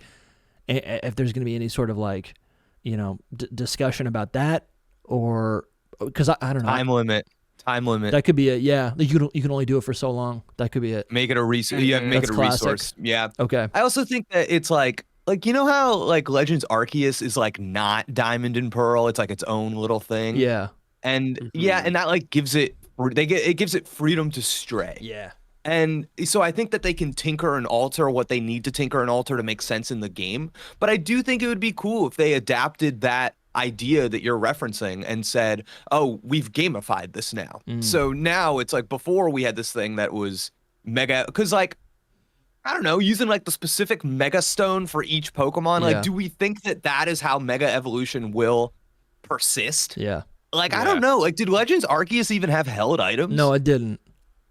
So already I'm like, we're they're gonna have to adjust it. Yeah. Yeah, and it's like maybe that's how you, in a narrative sense, you justify the like uniqueness and the specificity of the transformations taking place, and it being like something only you can do. And so you take away the, I don't know. I think there are ways to change it. Okay, wait, I want to see the symbol so bad. That's one of the huge like things about. I'm trying to see if I can zoom and enhance this game as well. Like we know that something has to be different with Megas. Yeah, something has to be. I'm trying to search it on Twitter as well because if I find my post, I know I was trying to search it too and I couldn't find it, so I had to like find the map and do it myself. I don't know how to spell Thanos. synchro, they want Marvel references, so to quote Thanos, fine, I'll do it myself. I'm trying to find synchro machine. Synchro. Got to put an R in it. Also with the synchro machine, I was thinking that the first time we heard about it, a lot of people are like, yeah, it was Bill from Gen 1 that was like, oh, what if you could use a Pokemon to or like Generation 1 he fuses like with that. Pokemon. Oh my gosh. Something like that. But the first place that you actually hear about it is some guy in one of the Kalos Pokemon centers says there's a screenshot somewhere as well of this, and he's like, what if you could like, where's the technology for us to become Pokemon? Or like, I don't know the exact quote, but it's in this. Oh, yes, no way. That one. Here, let me make it full screen. It literally a device that lets you Y, become a Pokemon. So. Would anyone want to do that? Yeah, so that's in X and Y. A scientist says that. That's incredible. And then obviously there's the thing in Scarlet and Violet in the DLC. They're like, this is a prototype. They're like, this is a prototype. You can't use all its functionality right now. Yeah, that's a tease. Let's say that Legends ZA is based in the future from that point, and then you're like, you could also, and so I also think that it could be the machine doesn't have to be how the protagonists access this thing. So you could do this like battle bond or whatever we're calling it. Yeah. And then there's a group, cool and that's why we're playing from that character's perspective because he's important. Yeah. And then there's a group trying to force it, and then you explain the pain that way. Yeah. You explain Then it's like, oh man. Then so you know what I mean. There are like ways to.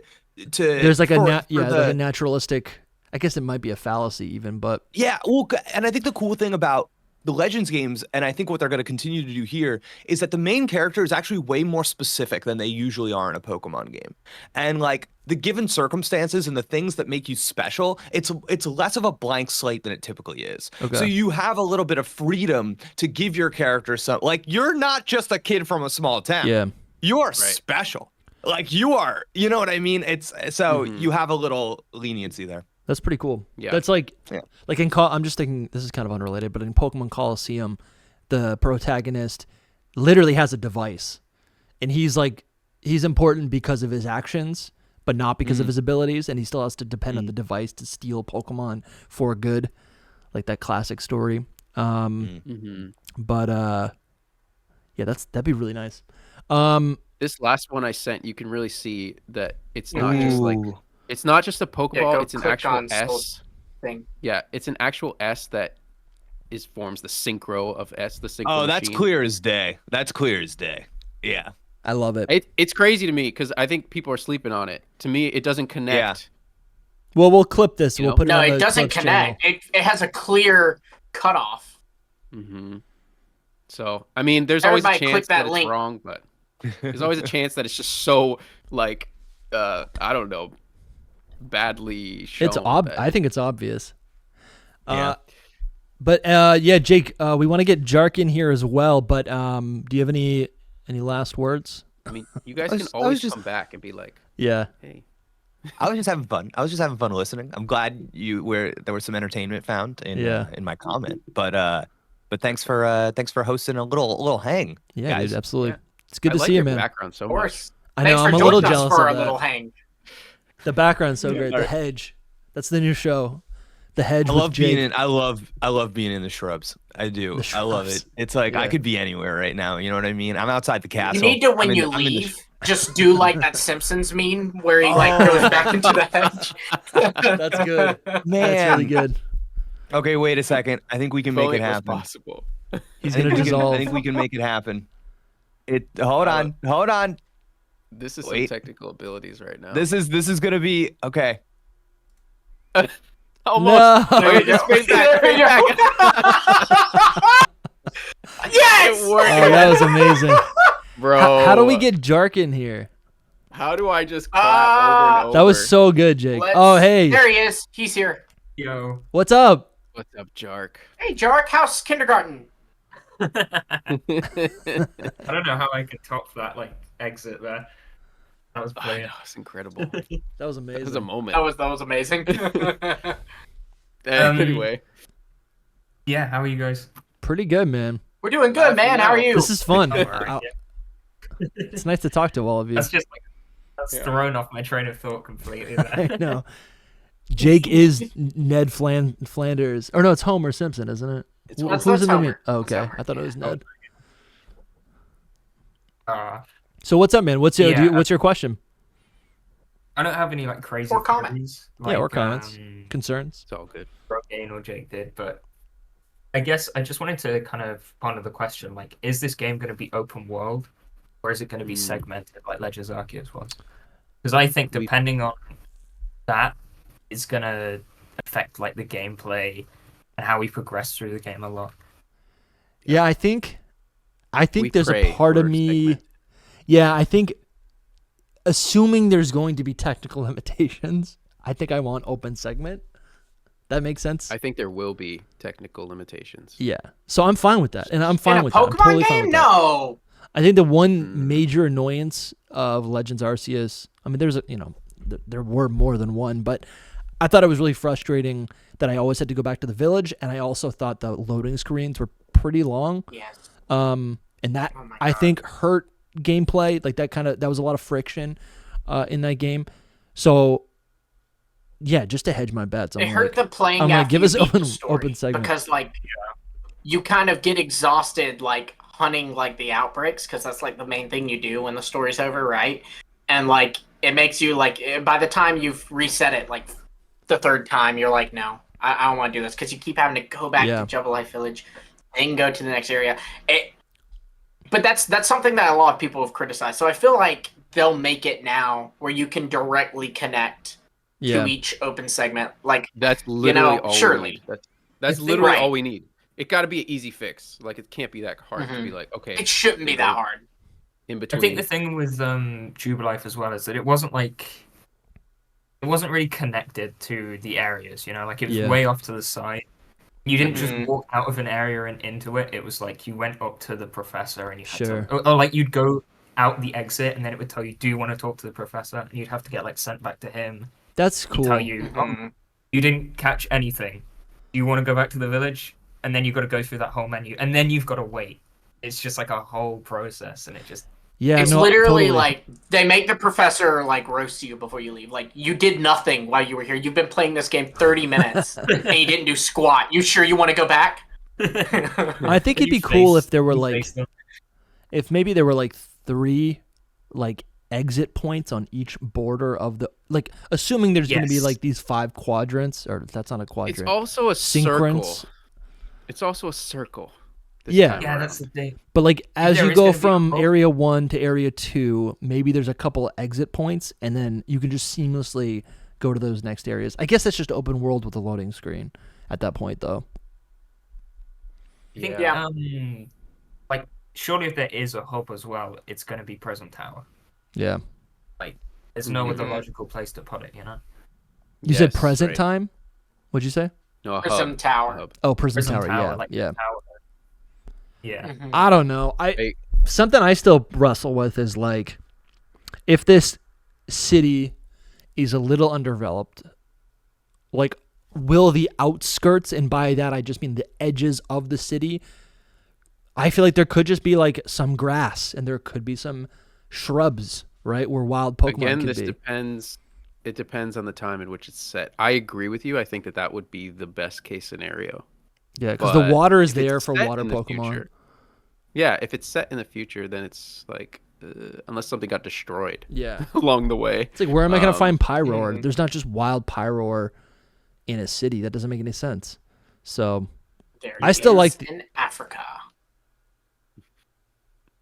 What? Wait, I was wondering if I was thinking if you were being serious or not. I was like, man, I didn't know that. I mean, lions sometimes come up into the towns, right? Sure. In Brazil, the hippos I know, do but that. I'm thinking of like Paris. Yeah, in Paris, they have lions come into the city like they just made all the time. A movie about like a shark in the middle of Paris, didn't they? Oh my gosh, my wife watched that. They like it literally ends with like Paris being underwater. Like it's the weirdest freaking thing. Spoiler alert. Jeez. Not that I was ever going to watch it. Oh, I'm sorry. Were you going to watch it? It's not exactly peak cinema, Soul. It's sharks in the middle of the country. I mean, that makes the most sense, though, for like a wild animal in Paris would be a shark because there's water there, and that's it. Yeah. I think that's the only reason. I think another question that we have to talk about is like, what is the verticality of this region going to be like? Or not this region, the city, right? Is Lumio City just going to be a flat biome? Surely it's going to have, some higher points, some lower points. Are there going to be the catacombs, right? Is there going to be an underground layer that we can explore, right? Or are we going to be able to climb? Yes, because of Tears of the Kingdom. Do they do the catacombs? That's something I've been thinking for a while because that place is so cool. It's so cool. It's cool, but it's kind of. But they've done that. It's dark. But they've since Generation 1. They have, but Dusty, the walls are made of skulls. Okay, they'll make it into a Pokemon. Like they would. It'd be a bunch of Duskull. I'd be down. Attacker or something. I'd be down 100%. I think yes because of Tears of the Kingdom. Yeah, that's why. That's where the idea comes from. It's like, oh, Pokemon wants to copy Zelda. Yeah. That's true. Mm.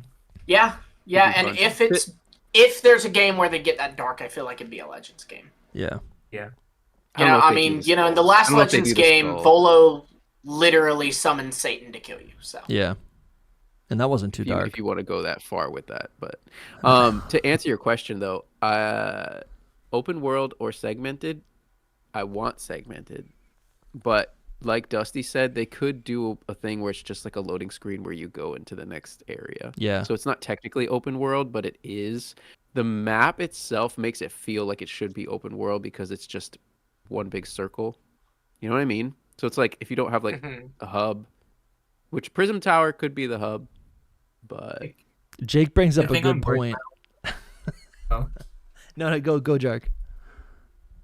I was just thinking, if it is like open world, if it's set in the past, sorry, and we're like building the city out, and there's like grass at the edge and stuff, like you were saying. Yeah. If that's open world, like, how interesting is that grassy area going to be? Because they're not going to want to pour a ton of detail into it if it's just going to get built over, and you're not going to be able to go there outside of like the first half of the game. Oh, sure, okay. But also, like, I don't really want it to end up looking like Scarlet and Violet at the edge of the map, where it's just kind of literally thinking about it. Yeah. It's gonna suck if most of the catching happens in an area that's just a big flat plain of grass and like a few trees. I don't think it would be most of the catching, but I do agree with you. I think it would function. This is obviously just speculation, but I think it would function like how Jubilife Village functioned, which was, you know, like you did quests and the village like started growing and growing kind of thing. Yeah. So I think it would be something like that. I think they're actually going to expand on that idea. Like that's where this whole like, oh, we're redeveloping the city kind of thing. Obviously, pure speculation. Like, have y'all? We make a lot of movie references to make a point, so I'm gonna stick in the theme of that. And it's not from the MCU. So, have any of y'all seen Sharknado? Elemental? Yeah, I've seen it. No, I did a very long time ago. Okay, so Elemental, it's a little Pixar film, and like there are these different elements that live in the city. Like there's little fire people and water people. Yes, the Disney movie, Kevin. So in this film, like you had, because they're all living in this big city, you had similar to how like real cities in the real world have like a Chinatown and, you know, different like towns for different like segments that are like, you know, become that culture. I would love if like Legends kind of took, or Legends EA specifically took this and like there was like a desert segment of Lumio City. And like that's where you're gonna find it's like more sandy. Sure. You're gonna find some crocodiles and stuff there. There's like a jungle section, and it's like there's a phenomenon. There's a name for it. I forget what it is, but it's where like, you know, you see these urban places that have been kind of overtaken by nature. You know, those kinds of things. I really like that idea. I think that would be cool. Yeah, I think also, I think whatever these themes are, they're basically just being influenced. Like whatever theme is in each section of Lumio City, it's just being influenced by the outside route, right? That we're not actually going to have access to, but might be themed a little bit. And that also makes the whole city that much more interesting, right? Mm-hmm. Like that city makes, or that feature makes the city not feel like just, because I think when people say like, when people think about like, oh, Lumio City, the whole game's just in one city, people go, oh, it's just going to be gray. It's going to be like, it's going to be boring. But I don't think that's actually what it's going to be. No, I agree with you. I think it's going to be themed, and each section will be themed. Yeah. Even if it's open world, that's what I'm still be saying. Sections that are themed. And that's what I'm saying. Like that would be neat to see. Like, you know, if it's supposed to be one with Pokemon, they make them different biomes, and they're like, this is Desert Avenue of Lumio City, and it's super deserty. You know, it's very much like Blueberry Academy. Like Blueberry Academy being a prototype of this as well. Which again, if the synchro machine we want to ties into it. Exactly, if we want to make a little theory from that, the synchro machine's here, so maybe there's some crossover with some people from Blueberry Academy. I mean, it does make sense in universe too, right? Like if I am wanting a city that can like Pokemon can live here. These just crazy wild Pokemon. Crocodiles can live in the city. Probably the first guy I would think to contact is the guy who made a school where they have a completely artificial park, you know? Yeah. Yeah. I think I definitely want it to be segmented over open world. I think the only situation where open world works is if it's set after X and Y and we're starting with like a built city. Yeah. And then you're just replicating things. Because then you do have just like a perfect circle. That makes no sense to me, like, though. It makes no sense Also to me that it would be a well modern done. day game. I think it makes sense if it's like... Because then what are you building? Not like... Wait, Jark, are you Team Future or Team Past? I forgot. I want it to be future, but I think it will be past. Okay, so you're the opposite of me. I'm the I opposite. want it to be past, but I think it'll be future. I just... I don't know. I think future is more appealing to me because it's different to Legends Arceus, you know? Sure. Like, that's why Sure. That's valid. I want it to have the same mechanics, but be... like, feel different, you know? Not just feel the same. And I get that. yeah, So but I think what it's if it- future. It would be what set if maybe it's like a both? substantial time afterwards. Oh, hey, It Kevin. could be both. Yes, I've been waiting patiently. What if, and hear me out, because this is the idea I had back when the first or second trailer dropped.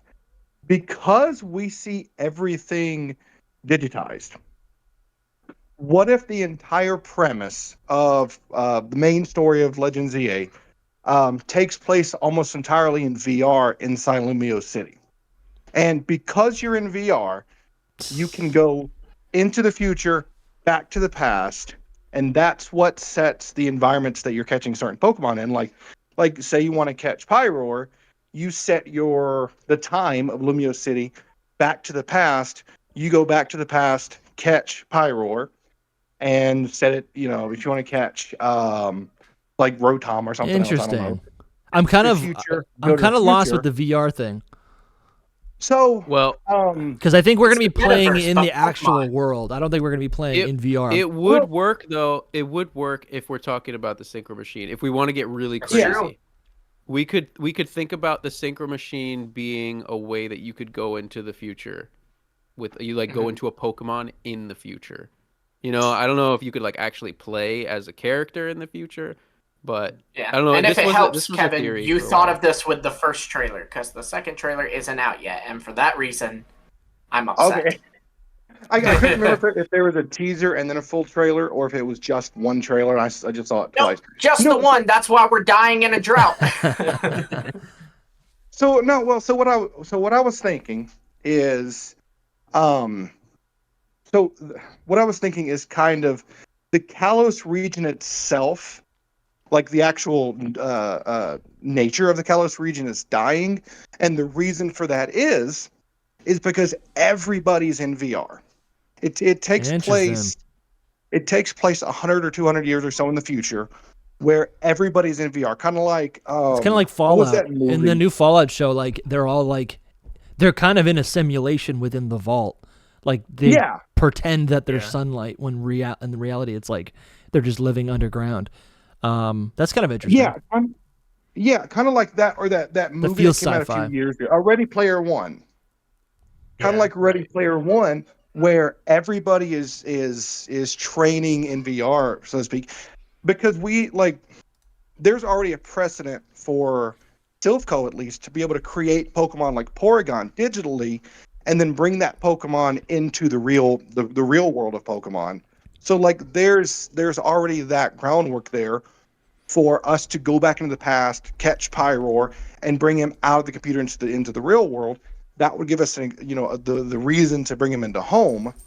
And then the thing I was thinking about that is, what if the story centers around Zygarde being so upset because nature is out of whack because nobody's taking care of the environment? Because Pokemon has dipped their toes into environmental messages in the past. Right. Like it would be a very whole big idea of the game is a warning about getting too deep into technology and not taking care of the things around you. I really do like the idea of whatever happens, I do think obviously because of Zygarde, the plot is going to have to do with the environment, and it's going to be. And I love what you're saying. I do think it's probably going to be more closely tied to building up the city. Like I think if I had to think of the simplest explanation for what the plot could be, it's we're building the city, and that's positioned as a positive thing, and we're positioned as the protagonist, and then the conflict there is that actually Zygarde's like, what are you doing? Like industrialization is bad for the environment, right? That's the environment Pokemon, right? So I think that to me seems like the most simple explanation. The VR thing is definitely interesting, and I think there's been a lot of, as you said, there's a lot of precedence with maybe not VR, maybe VR is not the right term, but like using technology to, like we just saw in Blueberry Academy with like the biomes, right? That's all kind of artificial. I don't think it's VR necessarily, but I do like that idea of like it's technology versus nature. I wouldn't say that there's any like anything backing that up, but it's a fun idea. The only thing I could think of would be the Synchro Machine, and I mean, obviously, your idea of how Game Freak does like their message in the games. You know what I mean? Like what the message behind it all is with the environment and everything. So, yeah. I'll be honest, the only piece of evidence I have for this is literally the fact that like nothing in the trailer is real. It's all like 3D wireframe graphics, and we've never seen that in any Pokemon trailer before. Like this is the first time we've seen like not real Pokemon and not real environments and not real people. So that honestly is kind of a good point. You're not wrong. Again, though, I think of that as like a. Yeah, I think it's a Drogon just wrote it. It's a proof of concept. It's a blueprint. It's basically like it's like trying to communicate in a 3D way, basically a 2D. I guess it could be 3D. Like instead of VR, I think of it as like you're just like computer generating what you want the thing to look like. I imagine architects work in 3D spaces now with 3D software. So that's how I've always thought of it. The VR thing is pretty cool though. Yeah, but here's the thing: I want to wear VR.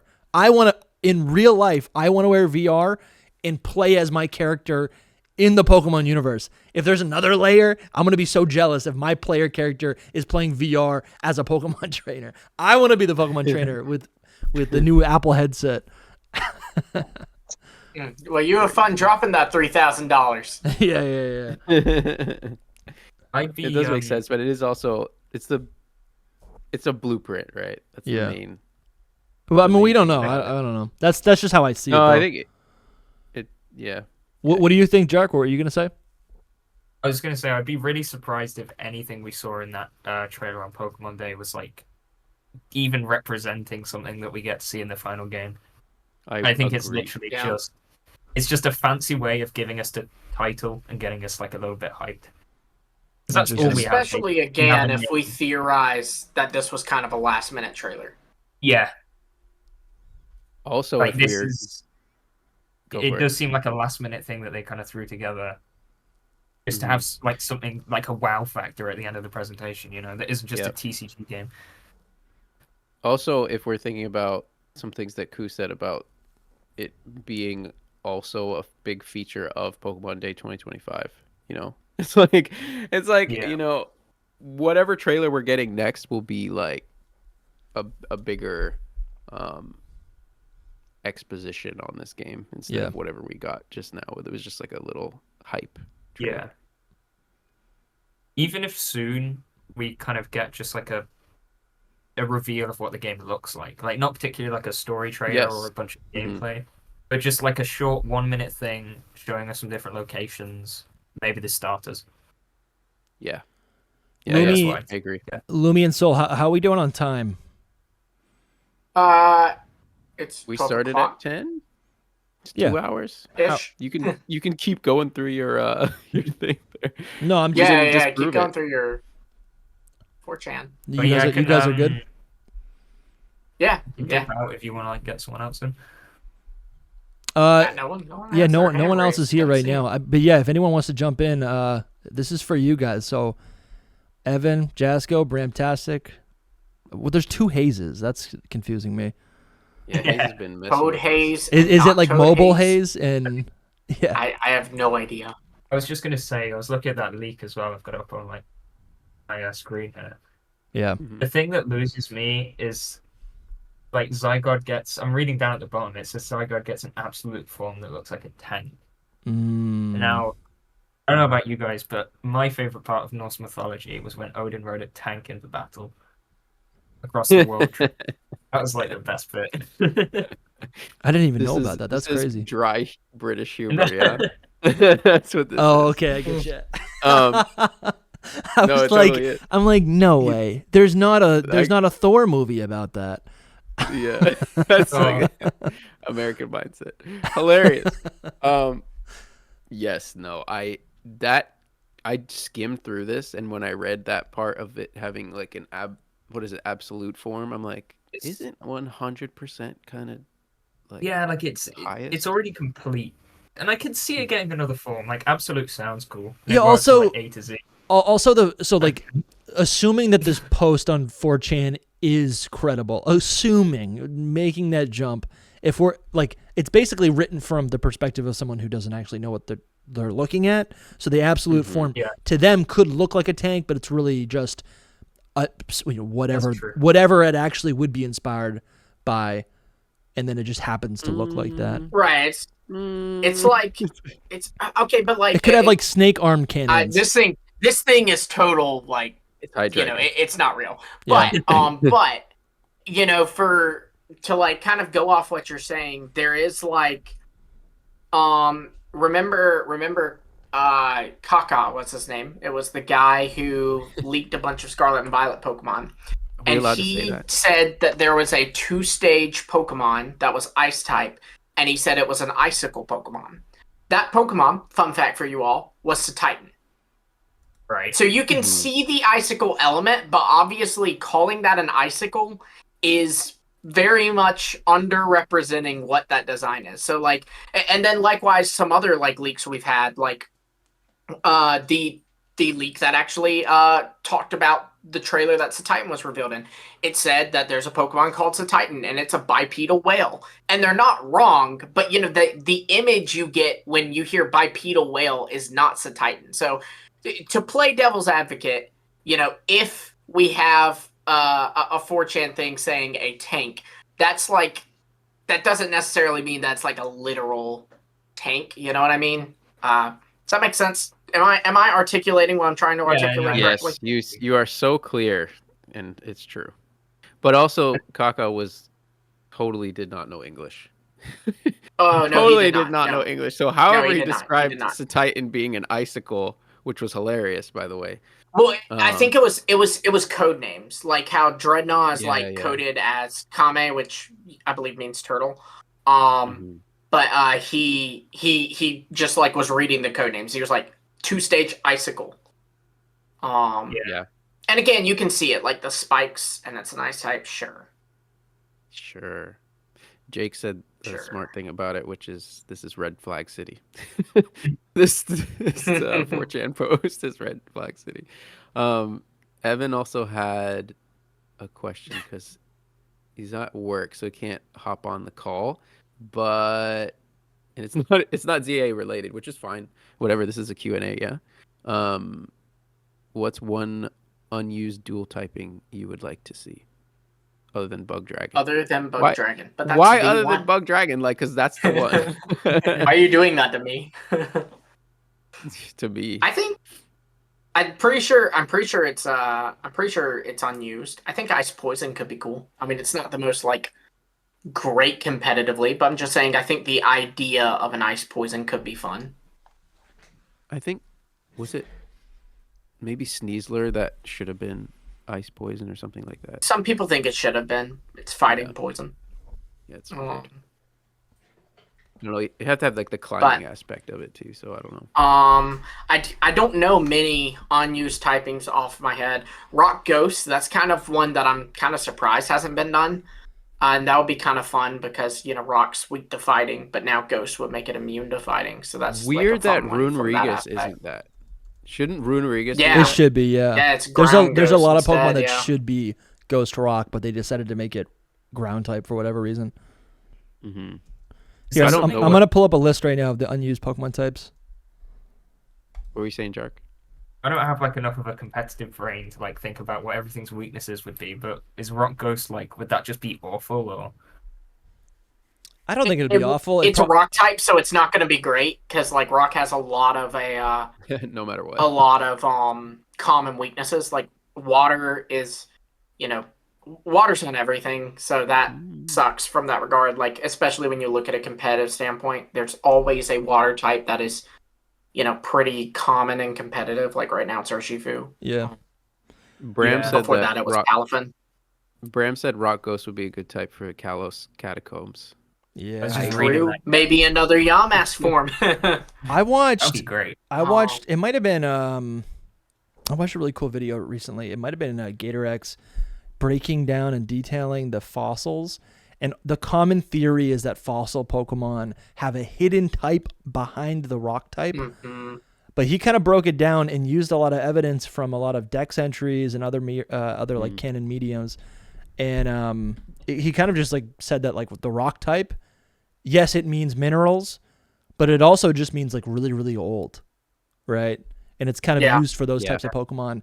And the big piece of evidence, I mean, there was some Dex entries about like, I think it was a Morris saying that it was always rock and ice, but then also like Relicanth is a really old Pokemon that's like an honorary fossil, even though you don't revive it, and it's still a rock type. So maybe it was just like an advantageous, like the rock type was just an advantageous typing to have back in prehistoric times, which is kind of interesting. So I bring that up to say, the Catacombs Pokemon, that could work well if like they're just old skulls. I also would really like, okay, so this is a used typing, but hear me out. I'd like Fairy Dragon. It's only on Mega Altaria, so it is used, but like, I feel that I should still mention it because it's used by an alternate battle form. I think there needs to be more. Fighting Rock was such a powerful type on Terrakion in Gen 5. I remember Terrakion was like unmatched. It was like such an OU threat. And it's also just like you slap fighting on anything, right? You make some sort of rock creature with some sort of fighting ability, and that's a powerful, cool Pokemon. Yeah, and there's a lot of types that are only on like an alternate form or a legendary or a mega evolution. Yes. Like Electric Fire is only on Heat Rotom. Yep. Fire Ice. That's not even Psychic real. is only on Alolan Raichu. Dude, those elemental combinations I think I want the most. I don't like Volcanion, so to me, we don't have a fire water type, right? Just because you don't like it. I mean, it's kind of true though. It's also like a legendary. Like, when am I going to use it in the game? Fire water is and it's not even a legendary. It's a mythical. So how many people have a legit Volcanion? You know? Yep. Yeah.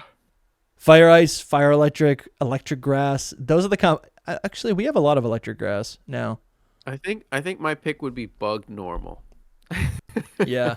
I just want another bug type Pokemon. But for the record, I like the normal type on things. Our pick really is Bug Dragon, but you said aside from Bug Dragon. It really is Bug Dragon. Our pick is Bug Dragon. It's true. Yeah, that's good. Hey, I'm gonna dip out. I don't want to hug the whole thing, Hero. Well, thank you. Thanks for joining us, Jark. It's great to talk to you. Are you gonna sportsman? What is it? I said no. There. What was that? You just started talking. I cut you off. I was just. Oh, no, you're good. You're good. I was gonna move us to when you pop out. I was going to address a question we had from Arrow, who can't be here because he's in. Yes, yeah. He's in another time zone. Anyway, yeah. Thank you, Jark. See you guys later. We'll talk to you soon. soon. See you, Jark. Thanks for joining. So hang on, let me get. And then Indiana, we'll have you back on in a minute.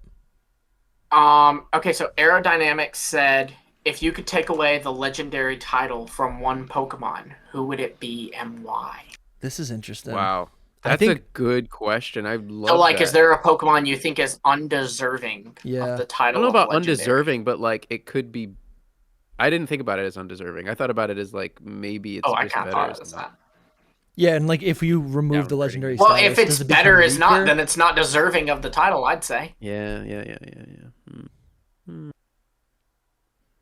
I know my answer. I think I'm trying to run through the legends in my head.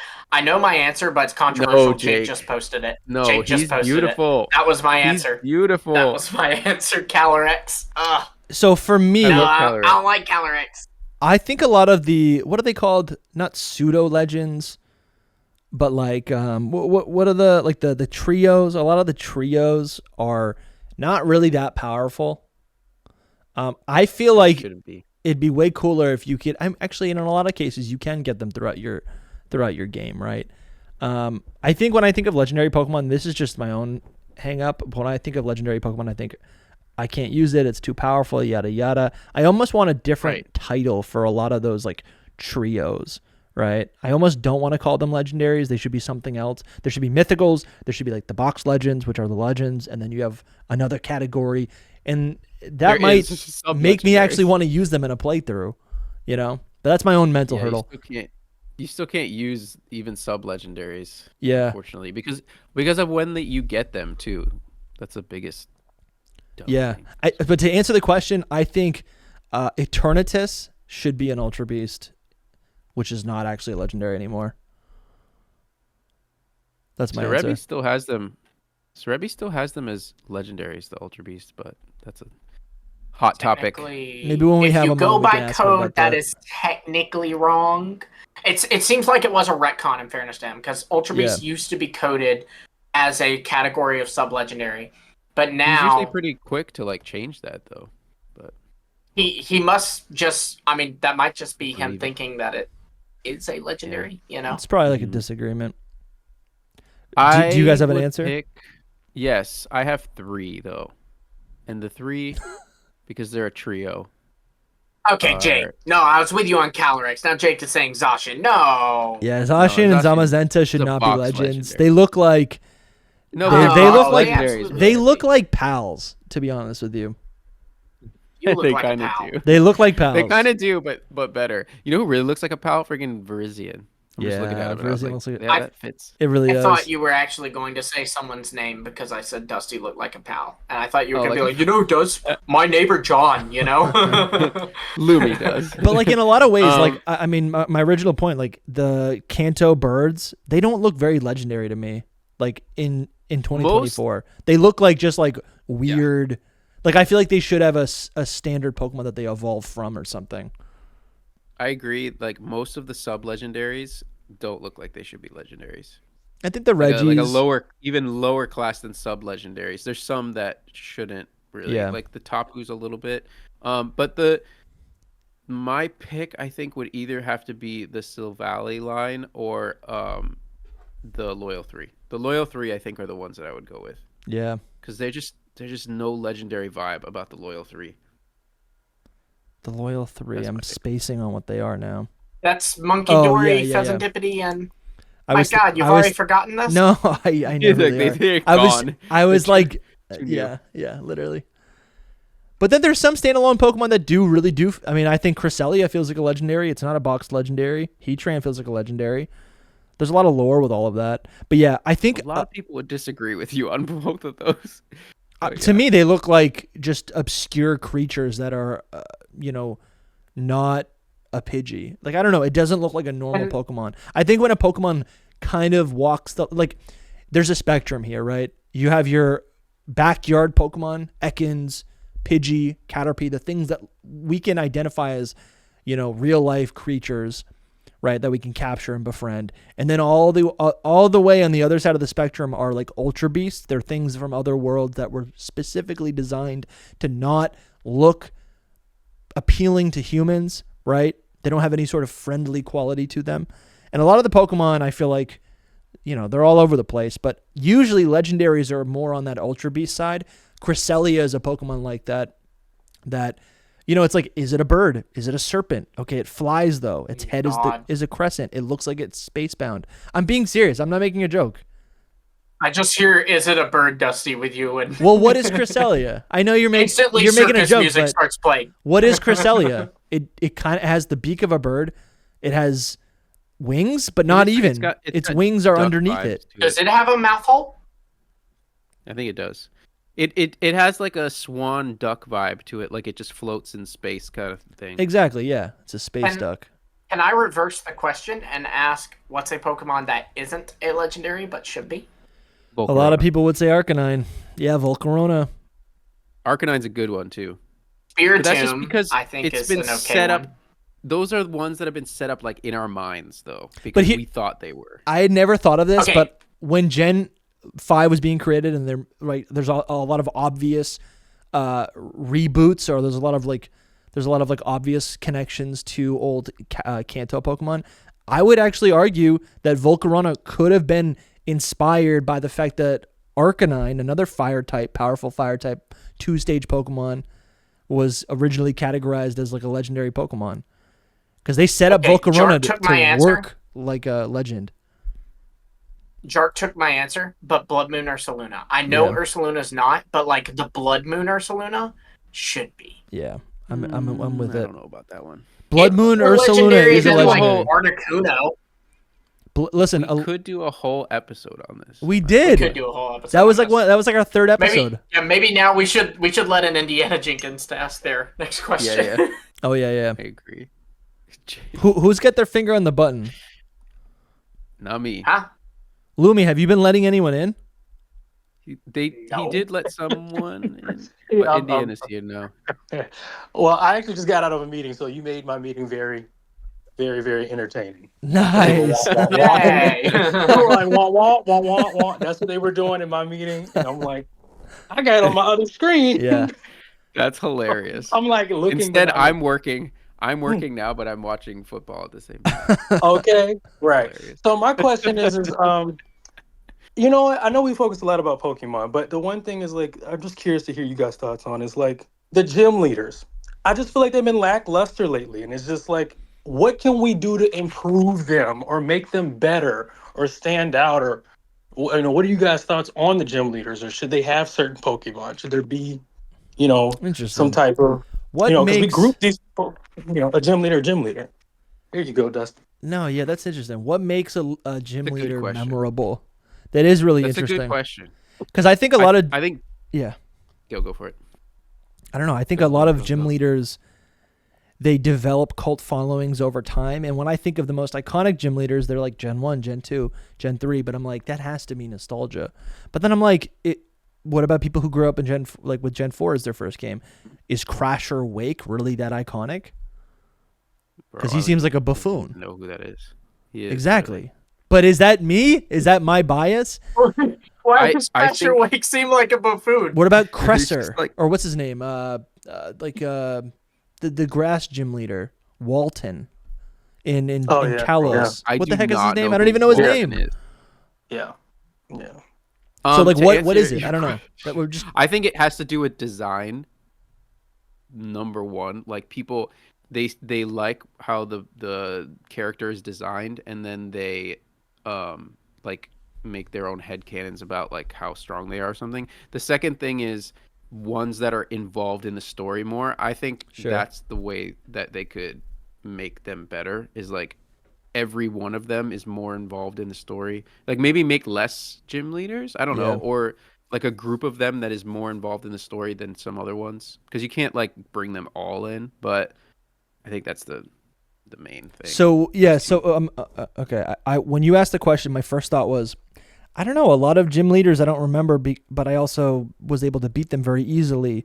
Like I'm thinking of all the Gen 9 gym leaders. There's some nice designs, and they do have like character lore. It's like they have hobbies, and we know their interests and their family, whatever.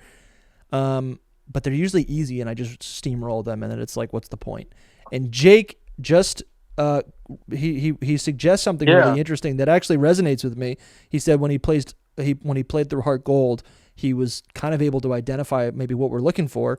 He said, hot take, a sharp level curve greatly assists in making a gym leader iconic and memorable. Agree, yeah. And that's true. You think of Whitney, right? I think of the Milk Tank. Oh God. What is it? Yeah, the Milk Tank, right? I'm still having Milk Tank flashbacks.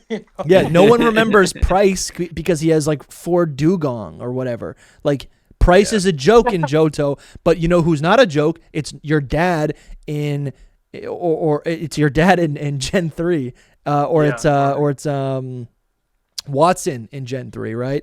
You think of like iconic rival battles. Yeah, Claire is great with her double team. Yeah, they're powerful, I think. Yeah, Cynthia is the one. Exactly, Cynthia. She's not even a gym leader. But no, it's those totally tough matches, those ones that leave an impression on you. Thing. Yeah. It's the reason really no one freaking remembers Will or William from the Johto Elite Four. Yeah. There's also so many. So, like, you know. I mean, because Larry... What's the toughest battle in Gen 9? Larry was... Larry. Yeah. But Larry also has, like, a really relatable personality, a very memeable personality as well. I think that helps. Yeah. It's like I'm going to get fired from my job. Yeah. I think it's those three things that we've mentioned. It's like it makes the character a full character. I don't know how to. I think that's the only way that they could make it better. You know, if they implement all these three. I mean, are there Pokemon fun? Are there Pokemon teams fun? Because I mean, I've seen like I'm looking at the teams like in Scarlet and Violet, and it's just like the trash. It's like Iono should have been way farther in. Like I would have swapped Grusha with Iono. Like I'd rather be fighting the Electric Gym higher up and go against Belly Bolt than to be well. The Titan was nice, but you know, it's just Levincia. They really could have just changed the way to do it. And I just think that level scaling is nice, but I think their teams could be better. They could have unique abilities because I'm thinking Gen 10 even in the future. Like, what if each gym has this the fighting gym has really really good speed attacks. You know what I mean? Like it's wild because I think you're right, but I also think you're absolutely right. I don't know if so. I watch a lot of, and I know this is popular on YouTube right now, but there's a lot of content surrounding like fixing the gym leaders of older games. And I'm literally playing Crystal Legacy right now, and it's tough, right? I'm playing in hard mode where I'm level capped, but it's also tough. Like I'm battling Jasmine in Olivine City, and she's got like a Scizor and a Skarmory, and I'm like, why aren't these Pokemon on her team in the original game, right? And maybe it's because like hard mode 30-year-old Dusty isn't the core demographic of Pokemon, right? Because he can figure it out. Maybe they're actually thinking about just like the general population who might not want to grind to beat the team or think of a strategy to beat the team, right? But it's true. I have what's her name? I have Grusha's team up right now. There's no items. Grusha, it's not a hers. No, I know. Right above it. I was looking at Tulip. You fell for the trap we all fell for. I was looking at Tulip. That's when I said her, and then I scrolled down. For a second, I thought you didn't know until this very moment. Yeah, like 2 years later. About to blow your mind. We all did it just 2 years ago, you know. But like, this team has got like, there's no synergy. There's no held items. I doubt there's any EVs, right? It's like, I think a lot of those things could be improved. And it also comes down to game design.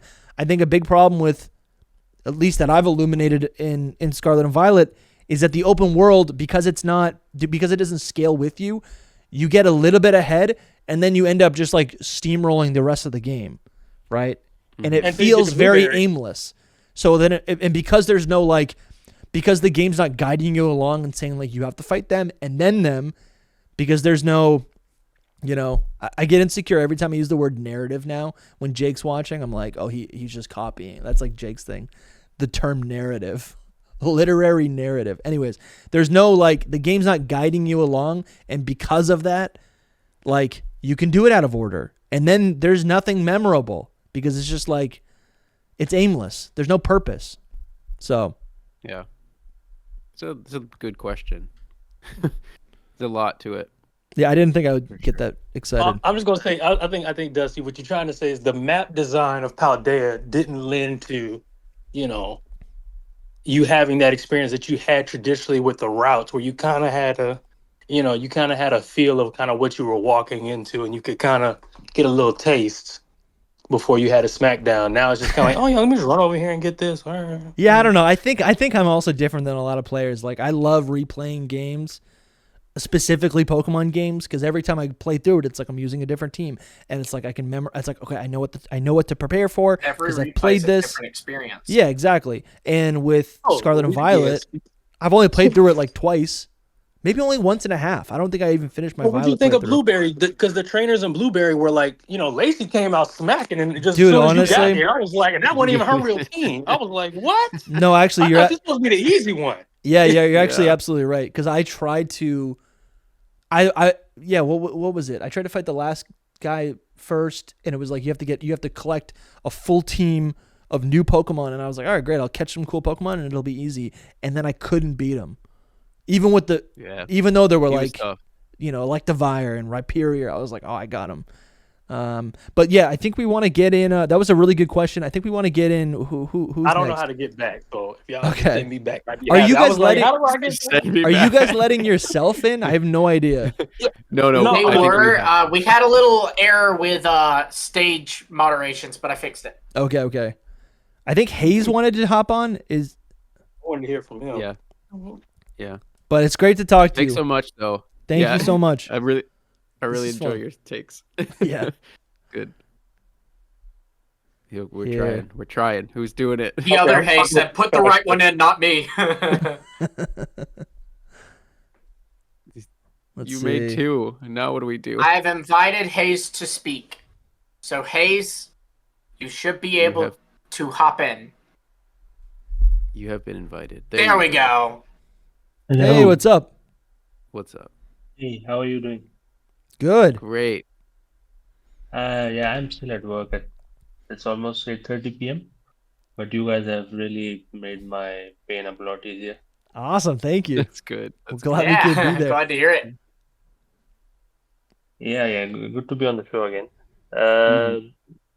First of all, I almost deleted your channel because of the moderator thing. I had that button on me. I was like, "What's?" You almost missed it. Yeah, I almost missed it. We're gonna keep you on your toes. You gotta, everyone. Yeah. Pay attention. Listen. So, do you have Hayes? Do you have a question or a concern or a comment? So regarding Resident Evil 8, do you guys think they're gonna build on? So because if you step back and think about Legends Arceus, it was sort of in the background a redevelopment of Jubilife Village. Which is also the message for this game, a redevelopment of Lumiose City. Do you think we'll have characters from Legends Arceus, particularly the Galaxy team, in this game? I think it's possible. I think it definitely would be cool to see some of those. Because again, I'm thinking like this is it is the same universe, but the story that I imagine that Game Freak wants. Yeah, obviously every game is whatever reset is like a different, timeline. But I'm imagining Game Freak is telling its modern story, and then these Legends games are a way for them to tell a different string of stories. So I do think it makes a lot of sense that they'd be like, yeah, maybe the professor is mentioned. Maybe I don't know, this person in the battle area is like maybe travels or something. I don't know. Like I do think it would make sense if there's some crossover in characters. Even just one would be really interesting. That used to really get me excited back in the day when like when Jasmine was at like Sunny Source City. Like I always think of that, and I'm like, that's the coolest thing. Or Cynthia in Undella Town, right? Was Jasmine the first one? Because Jasmine, I remember that. I think there's some crossovers in Gen 3. Yeah, I think in Gen 2. Or Gen... I feel like, did someone from Hoenn pop up in Fire Red and Leaf Green? Probably. I don't know. But either way, gotta look it up now. I do think, if you want to be technical, Gen 2 did it first. Yeah. Yeah, that's what I was thinking. But no, I think there'll be... part of this depends on the time period, right? Because, if this is set in the future, well, then the odds of... But you know what? Imagine if it is set in the future and we get a faller from Legends. You know what I mean? Pretty epic. Freaking Kamado is a faller or something, But, that'd be insane. I would, I expect there to be some crossover. You figure there was some crossover with Legends and Scarlet and Violet, like in the history class. There's a bunch of pictures of the Hisui Pokeball and the Galaxy building and all this. I expect that. I expect at least mentions, like I don't know, maybe someone's like, did you know that the first Pokedex, like just a random NPC dialogue, that's like the first Pokedex was done by a guy named Laventon. Because not only does Pokemon do this, but also you have to think, I think we're all assuming, there's no hard confirmation, but we're all assuming that Legends EA is being done by the same team who did Legends Arceus, right? So naturally, too, these people are probably going to have some love for their old game and want to reference it in a similar way that you could make the argument that Legends Arceus referenced Legends EA with things like the Mega Gardevoir Rock. But I think that something I've thought about is not only them doing this with characters or with things like the Galaxy Expedition team, but with Pokemon. Like, something that we talk about is, Kalos Pokemon are pretty likely to get Megas if they're handing out new Megas. But honestly, like, I feel like if I was the Legends EA team, and I also did Legends Arceus, I'd have a little soft spot in my heart for Weirdeer, for Ursaluna, all this. So, like, that would be something I would want to give a Mega to. If I was that team, I'd be like, hey, we got to make Weirdeer last time. Let's give them a Mega Weirdeer, So I could see that being a thing, that some Legends Pokemon get special treatment. Yeah, let's hope. Weirdeer needs a Mega as well, to be honest. Yes. Yeah. Yeah. No, that makes sense. If those Pokemon from Legends Arceus are only available in Legends Arceus, like, you can transfer them and stuff into modern games.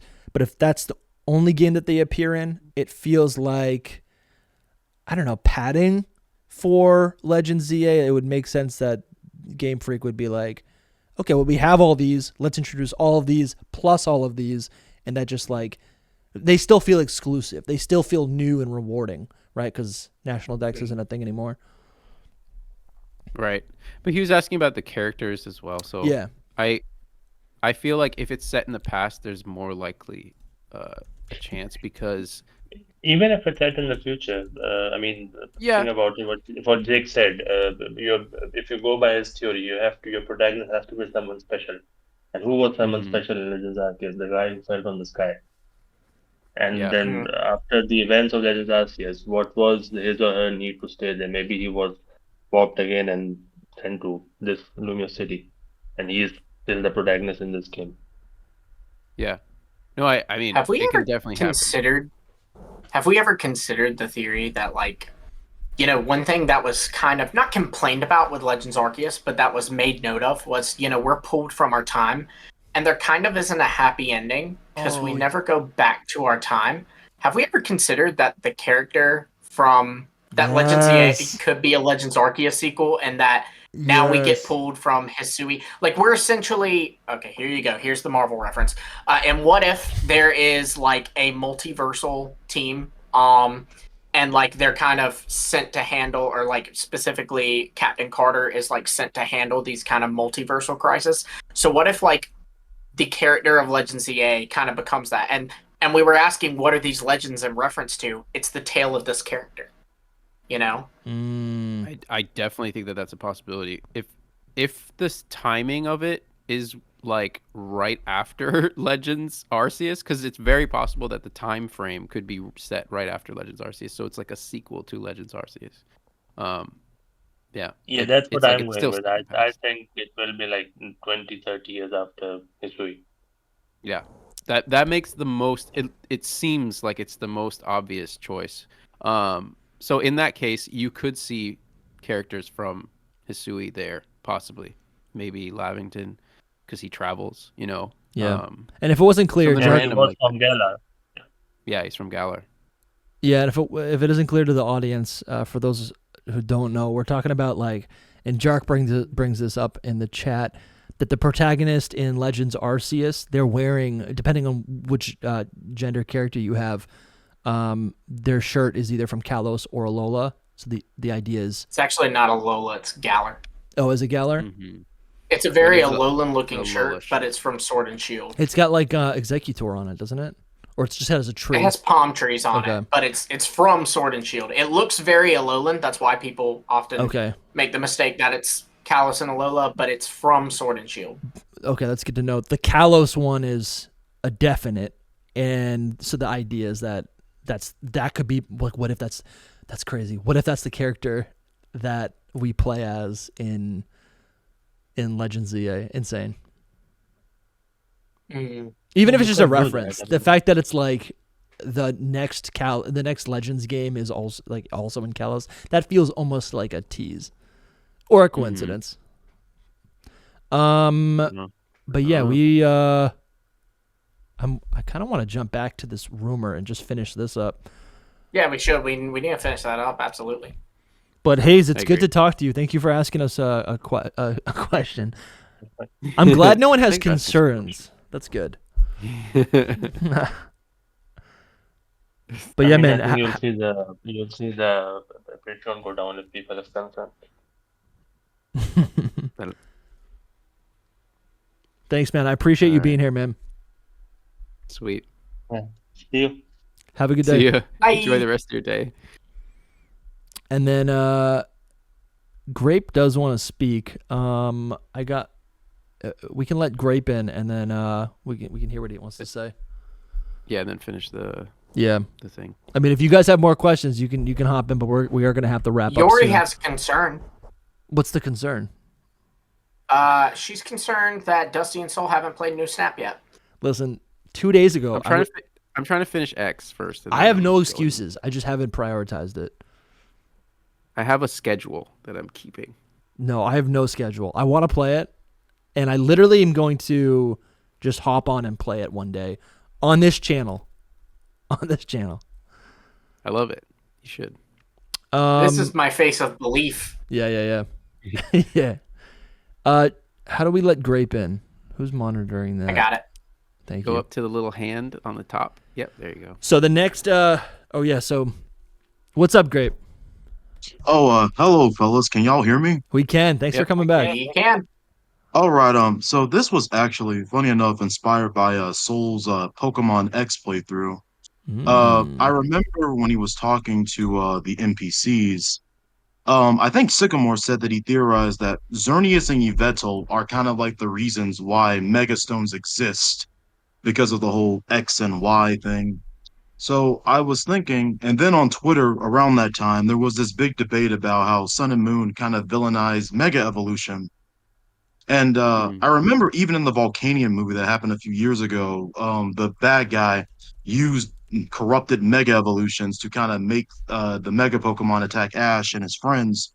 So I was kind of thinking, because Mega Evolution is coming back, and because Game Freak is a very different company than they were back in X and Y, I was actually wondering if maybe they were going to tie it, and you guys have talked about this, but if they were going to tie Mega Evolution this time to Zygarde, because it's kind of weird that out of all of the third legendaries, Zygarde is like the only modern third legendary that doesn't have a gimmick tied to it.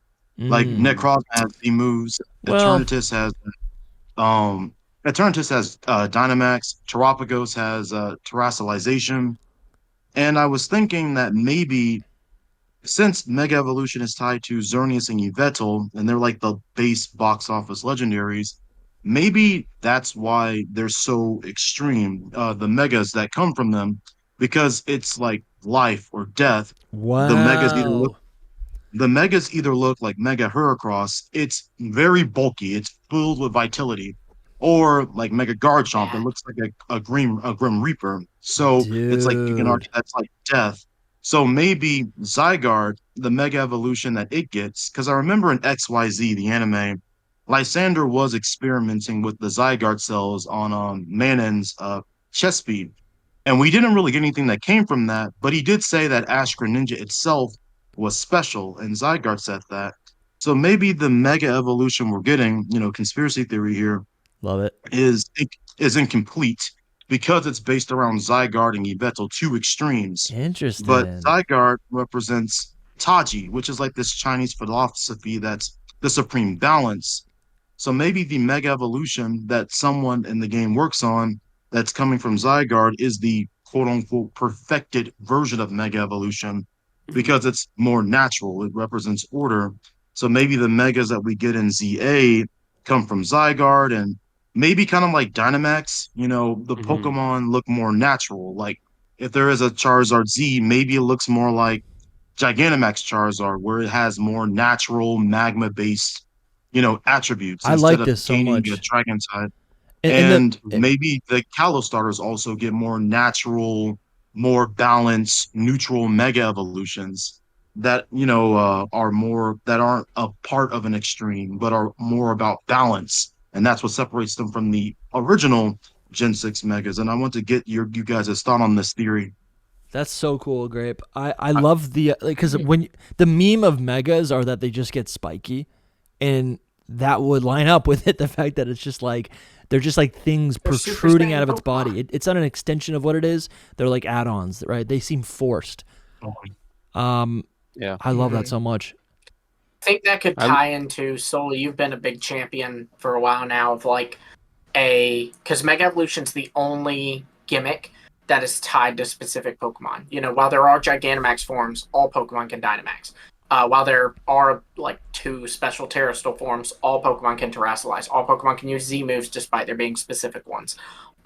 So I think like we could maybe even see that be a tie-in for how they make Mega Evolution something that's for every Pokemon. Yeah. Without every Pokemon getting a Mega Evolution as we know it now. You know what I mean? Like a way to give these Pokemon this same gimmick, this same power-up, but not the form change, because obviously they can't do a Mega Evolution design because it's a brand new design for every single Pokemon. The same reason they didn't do that with Gigantamax, Yeah, of course. I love that theory though. That I've always you send me theories all the time, and this is such a good one as well. I don't know what I can say towards it. That would be awesome. That's the max that I could probably say about it. I think that it makes a lot of sense for there to be a new kind of Mega Evolution. That's another thing with what we were talking about. I think with Jake, just. What's the purpose of it, right? There has to be something more. It can't just be megas. Right. It's got to function. That megas will be different. Yeah. Yeah. Megas will function differently, and so I think that might be the Z megas, which are Zygarde, basically Zygarde megas. So maybe the perfected megas, like you're talking about, where they don't have to be in battle; they can be used outside of battle because they're that's true. More balanced, like you said. They're like they're not in pain. They're not. Yeah. And it fits so well. It could just be a whole different thing. I think it fits well with what Zygarde is. Just period. Like Zygarde is something that can take many different forms depending on what is being applied, right? So like, I don't know. That's just so cool. Like I imagine Zygarde really just kind of like using its cells to like build up and enhance naturally whatever it's attaching onto. And maybe the big bad, dude, and if that's the case, what if the big bad or the new legendary, the A legendary, is a fusion between that and Zygarde? That's why it's Z-A, right? It's like a connection between them two. Could be. Yeah, that's what I was thinking, especially thinking about all this stuff that's gone on with the Ash Greninja. So I thought maybe all of this would be a way for them to reuse that idea without necessarily rehashing it, while still having both sets of megas be valid. So there are the XY megas, but then there are the Z megas, which are the more perfected, natural, and maybe this is a controversial thing, but maybe to even spice it up, just so they're not too broken. Maybe kind of like with the battle phenomenon, if your ace in the game, since it's not competitive anyways, gets taken out, maybe you also faint along with them, kind of like what Ash and Greninja would do. Wow. So that's how you white out. It's like a bigger risk, right? Yeah, so if you do use it and you go out with that Pokemon, you also black out with that Pokemon. That's kind of cool. And that also ties in because Legends. Legends is the only game where it's like if you lost the battle, you're still active. But dude, let's come back to this in, what is it, a year and a half when the game comes out? This is a really cool theory. It makes sense because it's like, I guess the Pokemon can still attack you in Legends ZA. That would make sense. But also, if you're just in a battle and they beat your Pokemon and you're bonded to them, and then you just die basically as well, and you lose your items the same way that when a Pokemon attacks you, that'd be pretty. And there's like there's a balance there where it's like you're right. Like I feel like before megas are like Megas are like an automatic win button because there's no downside to using it, and you can use it against any battle, even the level 2 Pidgey. But in this case, if you use it, there's great risk. And you are putting your life on the line, literally. Also, you could do like the Terrasol Orb too. Remember how until you beat the Indigo Disc with Terrasol, when you used it, you had to heal your Pokemon to be able to use Terrasol again. Yeah. Because you had to recharge your Terra Orb. And they just explained like, oh, when you went to the Underdepths, you got a big charge to your Terra Orb, and you don't need to charge it anymore. So maybe they do something similar where it's like you Mega Evolve once, you can't for a little bit, and like Jacob mentioned earlier, there's a time limit. So that's hilarious because Jark just said the same exact thing. Yeah, you said it in like look, Jark and I, it's our young brains. We are always on the same wavelength. Earlier, when I was thinking like a Pokemon to make legendary, I was thinking Blood Moon or Saloon, and I was waiting for Dusty to finish so I could say Blood Moon or Saloon, and he typed it. I was like, bro, that was my original theory, though. I said that like a year ago. All right. But yeah, that's what I was thinking about. And also, I love it. Just a minor thing, but something I've always thought after seeing the trailer is that this almost feels like one big social experiment by whoever is behind this. Like you have all these people and they're living in this artificial city that's going to be, it's an idea. Who's behind it? So you have all these people. So I'm like, well, and then you see the Aegislash and the Sylveon trainer battling. So I'm like, well, maybe, they're actually saying, oh, we're building this city, but really we're just testing this out, but we're not going to tell you because if we do that, then we'll look dubious. And, you can see people battling, and maybe it's to unlock this specific type of, this perfected mega evolution that, Lysander was sort of messing around with in the anime with, Squishy. So maybe that's what's going on. I love that. Yeah, I love this very possible deception where it's like we think we're doing something good, and we're fighting Team Quasar. Yeah, and again, that ties into the XYZ saga of the anime. That was pretty much what happened with Alon and Flare. I love it. Yeah. All right, great. Super. Thank you. It's great to talk to you, problem. dude. Keep the theories coming. I'm loving this. Oh, thank you so much. All right, guys. Let's This has been fun. Let's finish up this rumor so we can just have some closure on this. All right. All right. I know what my closure is for this. Yeah, okay. This is the thing. I read these things really quick and I post them online and then I forget about them. All right, let's finish the 4chan post. I love that Lumi posted it a while back, and I'm scrolling and I still can't find it. All right. I can restate. No, I'll find it. I'm so close. All right. So the fourth bullet says. Anyways. Fourth bullet. While Team Flare is known to the residents, a mysterious clan called Team Sparkle wreaks havoc among the city, which I think we already know. Team Sparkle. Isn't it? I'm sorry, but I'm not going to be able to take that seriously. We're Team Sparkle. We're going to use the legendary Pokemon to destroy all of you. Especially like if it's similar to Team Flare, where it's like they're trying to, commit genocide. Like, we're Team Sparkle. We're going to commit genocide, All right. Number 5, your starters are Chespin, Fennekin, and Froakie with their corresponding Megastones. We did talk about this earlier in the episode. Believable. That's the most believable thing. There are going to be 3 special Mega Evolutions you can receive as a mystery gift. I like this because this was a thing in X and Y with the Mega Stone on Torchic. These mystery gifts are Mega Torterra, Mega Infernape, and Mega Empoleon. That would feel pretty good, right? As kind of a cross, like kind of a tie-in to Legends Arceus. And then it kind of just like that's a little cherry on top for everyone who loved Gen 4 and feels like they didn't get their proper remake. It's possible, Counterpoint. especially because Legends Arceus was Gen 4 and we didn't get anything for them. But I think that there's no way that they do 2 pairs of starters and why not do like a mixed one. You know what I mean? One where it's like a mixed set of starters. Yeah, mixed set of starters. Unless it's Kanto, maybe. We get the Kanto? Yeah, we get the Kanto starters in X and Y. That's the only way. And then Kanto starters already have Mega, so it's like Nah, but that'd be kind of cool though, because then we would have the Gen 3 megas, the Gen 4 megas, the Gen 6 megas, and the Gen 1 megas. That's kind of cool. And it's clean. It makes sense. Maybe they just give them to you, but it's just the same ones. They're not going to give us anything. Wait, so I have a counterpoint to that. But Luby's got a counterpoint. All right, counterpoint. Mega, give us a mystery gift Mega Evolution for Mega Samurai or Hisuian Samurai for Hisuian Typhlosion and Hisuian Decidueye. Yeah, possible. That would be kind of cool. Mystery gift for sure. It'd be like, dude, that's true. They're like, go out and play Legends Arceus. Tears of joy. That is kind of cool because it's almost like a cross reference. It's promotion for that other game. It's like, go play this game. I know, or it's like, I know you played it and I know you liked it. If you transfer your Pokemon over, you can Mega Evolve it now. Yeah, it could be a reward, right? Like with X and Y, one promotion thing they did was if you got X and Y like before January, you could get a Torchic holding a Blazikenite, and the thing that was so special about that was you cannot get a Blazikenite in X and Y. The only way to get Mega Blaziken in X and Y was with this Torchic. Yeah.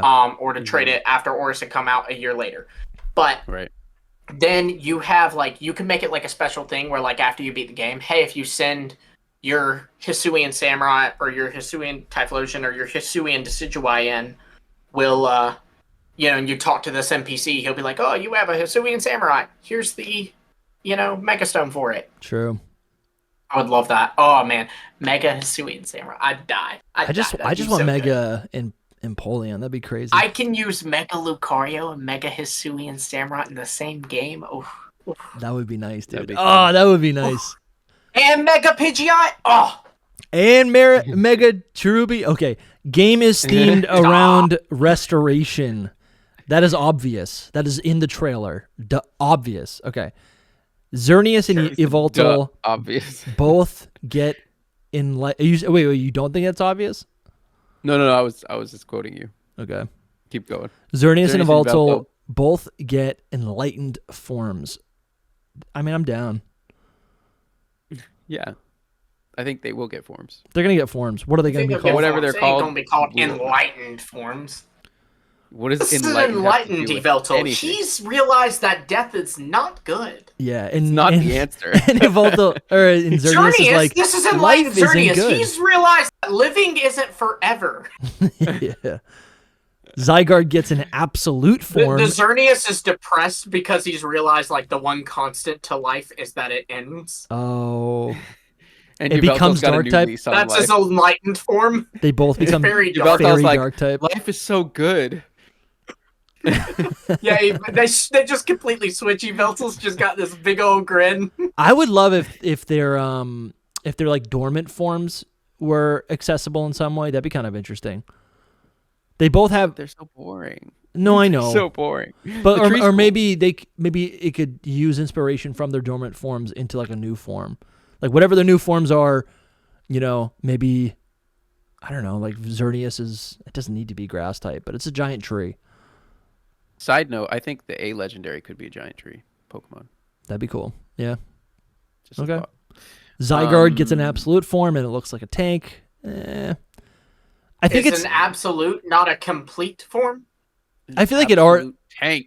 Zygarde absolute, or what is it? Zygarde 100% already looks like a Hydra to me.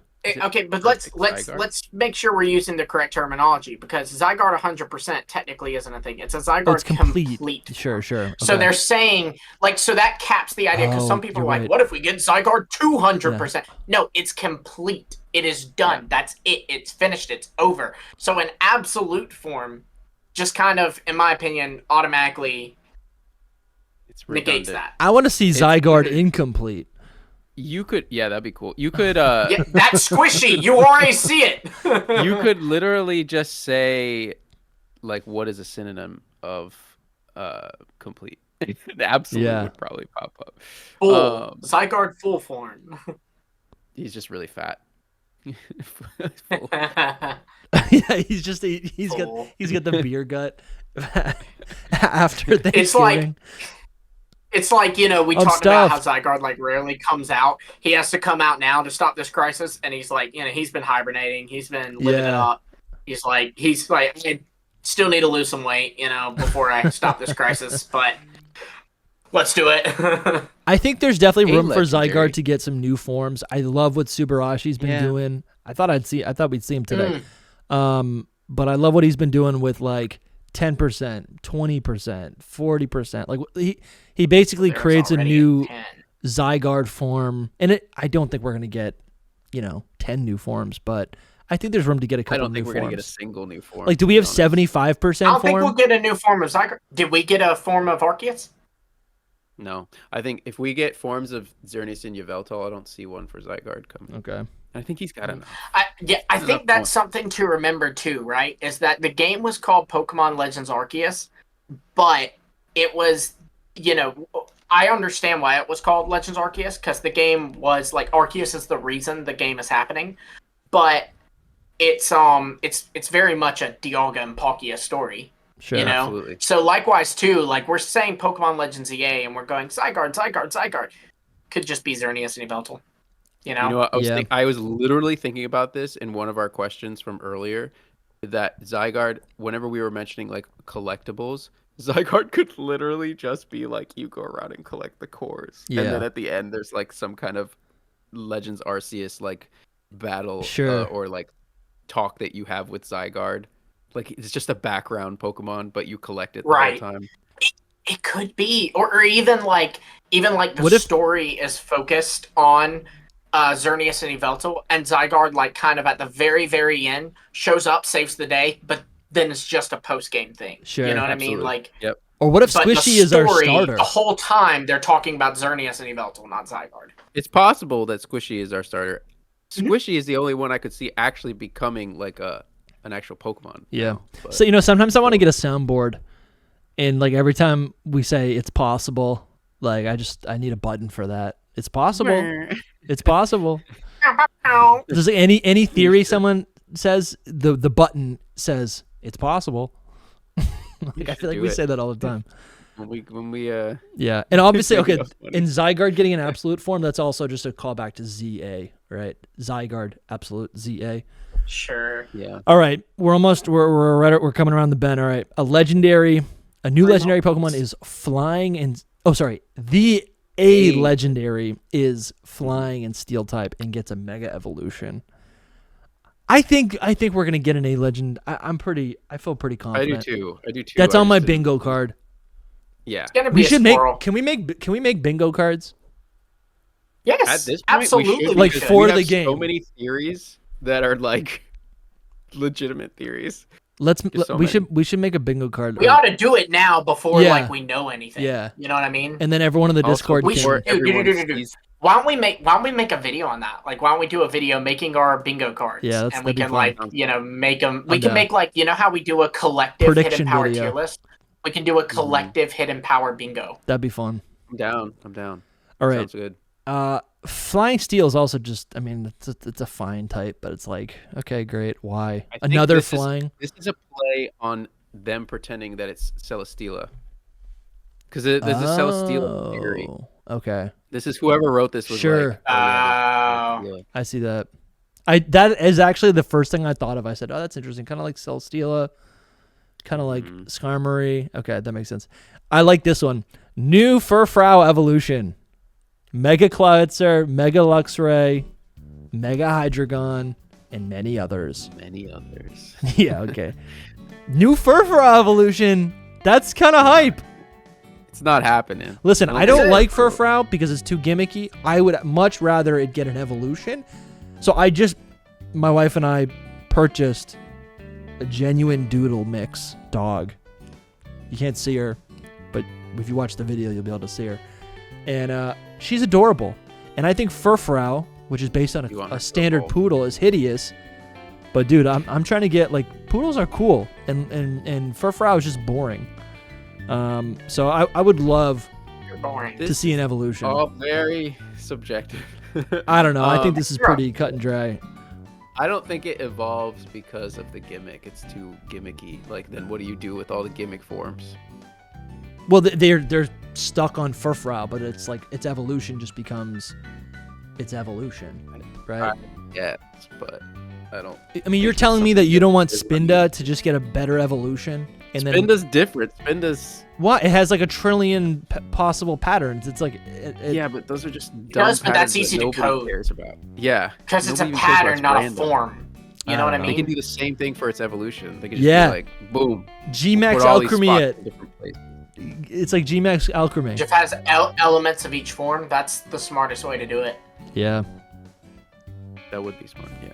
Drogain's the one-upping Megas, me. though- I own a pure breed poodle. Whoa! Dude, listen.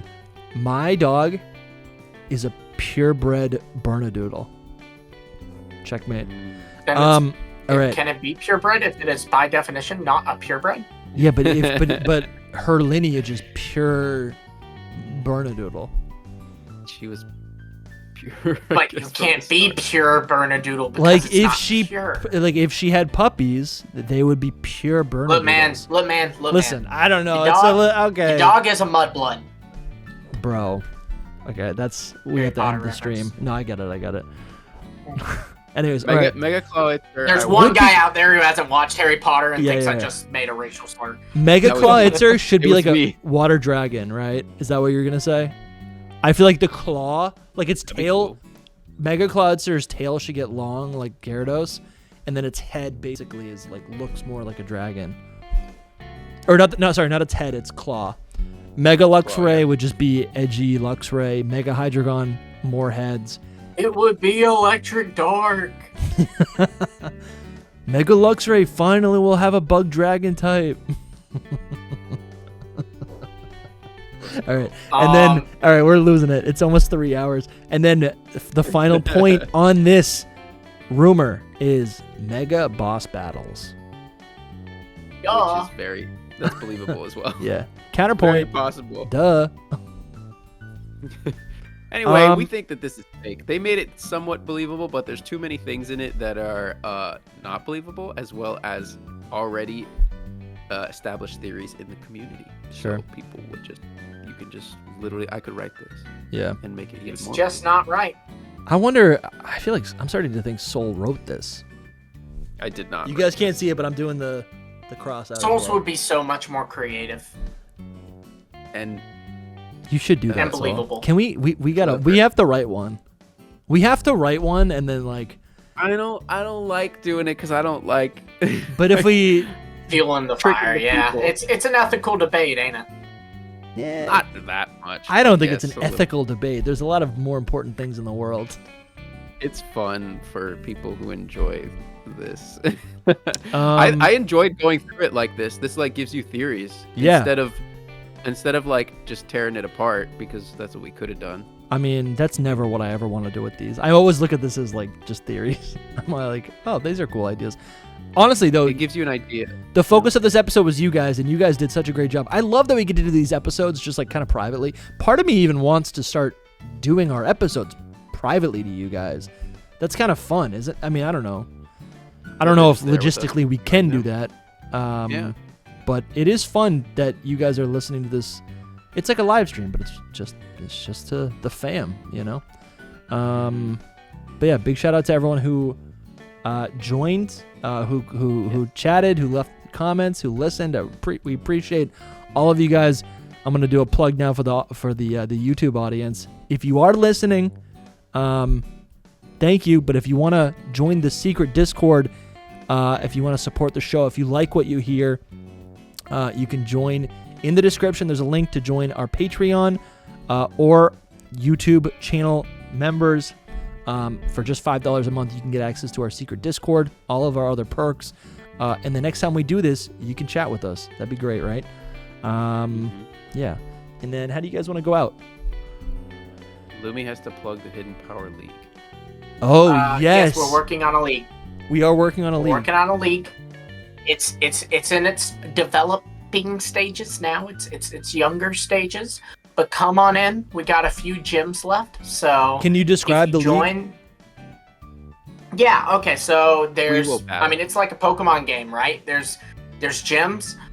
We have over 8 gyms. I think 11 gyms now. I'm not entirely sure on the exact number, but we have multiple gyms, and you can beat 8 of them. And when you beat 8 of them, you get to take on an Elite Four that we have. And then when you beat the Elite Four, you get to take on a champion, and then you become champion rank. And then I believe we voted that and then you take over the show, right? Challenge it. Goodness, no. Okay. I don't know about But then if this. you re-challenge it and do it again, you do it a second time, you now become the champion at the end of the Elite Four. Oh. So we tried to make it a challenge to get that cool. spot. But yeah, it's gonna be a lot of fun. Like I said, we're not right now. We're not challenging it. We're still setting it up. Our gym leaders are still getting their teams ready. Our Elite Four members are still getting their teams ready. One Elite Four member hasn't even picked his theme. Some loser that we have is an Elite Four member, and he hasn't even picked his theme or team. Well, who's that? Who are you talking about, Lumi? I think something like that. Oh, but yeah, definitely not. Guys, I have my team all set up. I just don't want to reveal it to the public. I didn't give anyone an advantage. All right. Well, you legally have to, so. Oh, okay. Then okay, I'll have to submit that. But then, yeah, it's gonna be fun. Like I said, we've still got some gym slots open. So if you're interested in being a gym leader, you could sign up for a membership, get access to the Discord, become a gym leader, and yeah. I love that. Awesome. There's all these gym. There's all these gym slots. Actually, can there be if 2 people wanted to be an electric type? Is that possible? There can be multiple typed gyms. Because what happens when there's 20 people want to join, you know? I suppose that's something we could look into, but I think what we'd want to do is fill the gym roles first. Yes. Fill all the types first and then start allowing duplicates. And we'd have to vote on this because this has all been a community effort, right? But I think the idea there is if we do that, then instead of having 8 different gyms, we would probably have 20 different dragon gym leaders, and sure, wouldn't be fun. Yeah, you sure. know? So we'd have to make it where you fill all of them before we can do a repeat. Okay. But what I love about this, and I really haven't been involved with the planning, so you can correct me if I'm out of line, but I think what really excites me is that this is kind of the gym leader experience that we talked about earlier in the show, but that we all kind of want in a Pokemon game where it's remember when challenging. Yeah, it's like you have 18 gyms to choose from, and you can choose your journey and your path to the Elite Four, right? I think that is really exciting for me. Definitely. For sure. Yeah. Yeah, I'm excited for it. I'm taking it on. I'm an Elite Four member, but I am also taking it on at some point. So this is gonna be so much fun. All right. Mm-hmm. Yeah. Well, thank you guys for joining us today. It's great to see all of you guys, even if you didn't speak. We appreciate you. Yeah. I see Noivy. I see Evan. Noivy, I think I'm gonna call you later. We got some business to do. Oh. Bramtastic. Would have been nice to hear Bram from you, too. but we see you. Yori. Yeah, Sampy's there too. Yeah, Yori's been. She's been chatting. Yeah, she's been chatting in the chat. But it's good to see all of you guys. Mm-hmm. Do we have any other good night, house everybody. cleaning to do? Yeah. Good night, everyone. See ya. I think that's it. We're good. All right. See ya. Peace. Bye.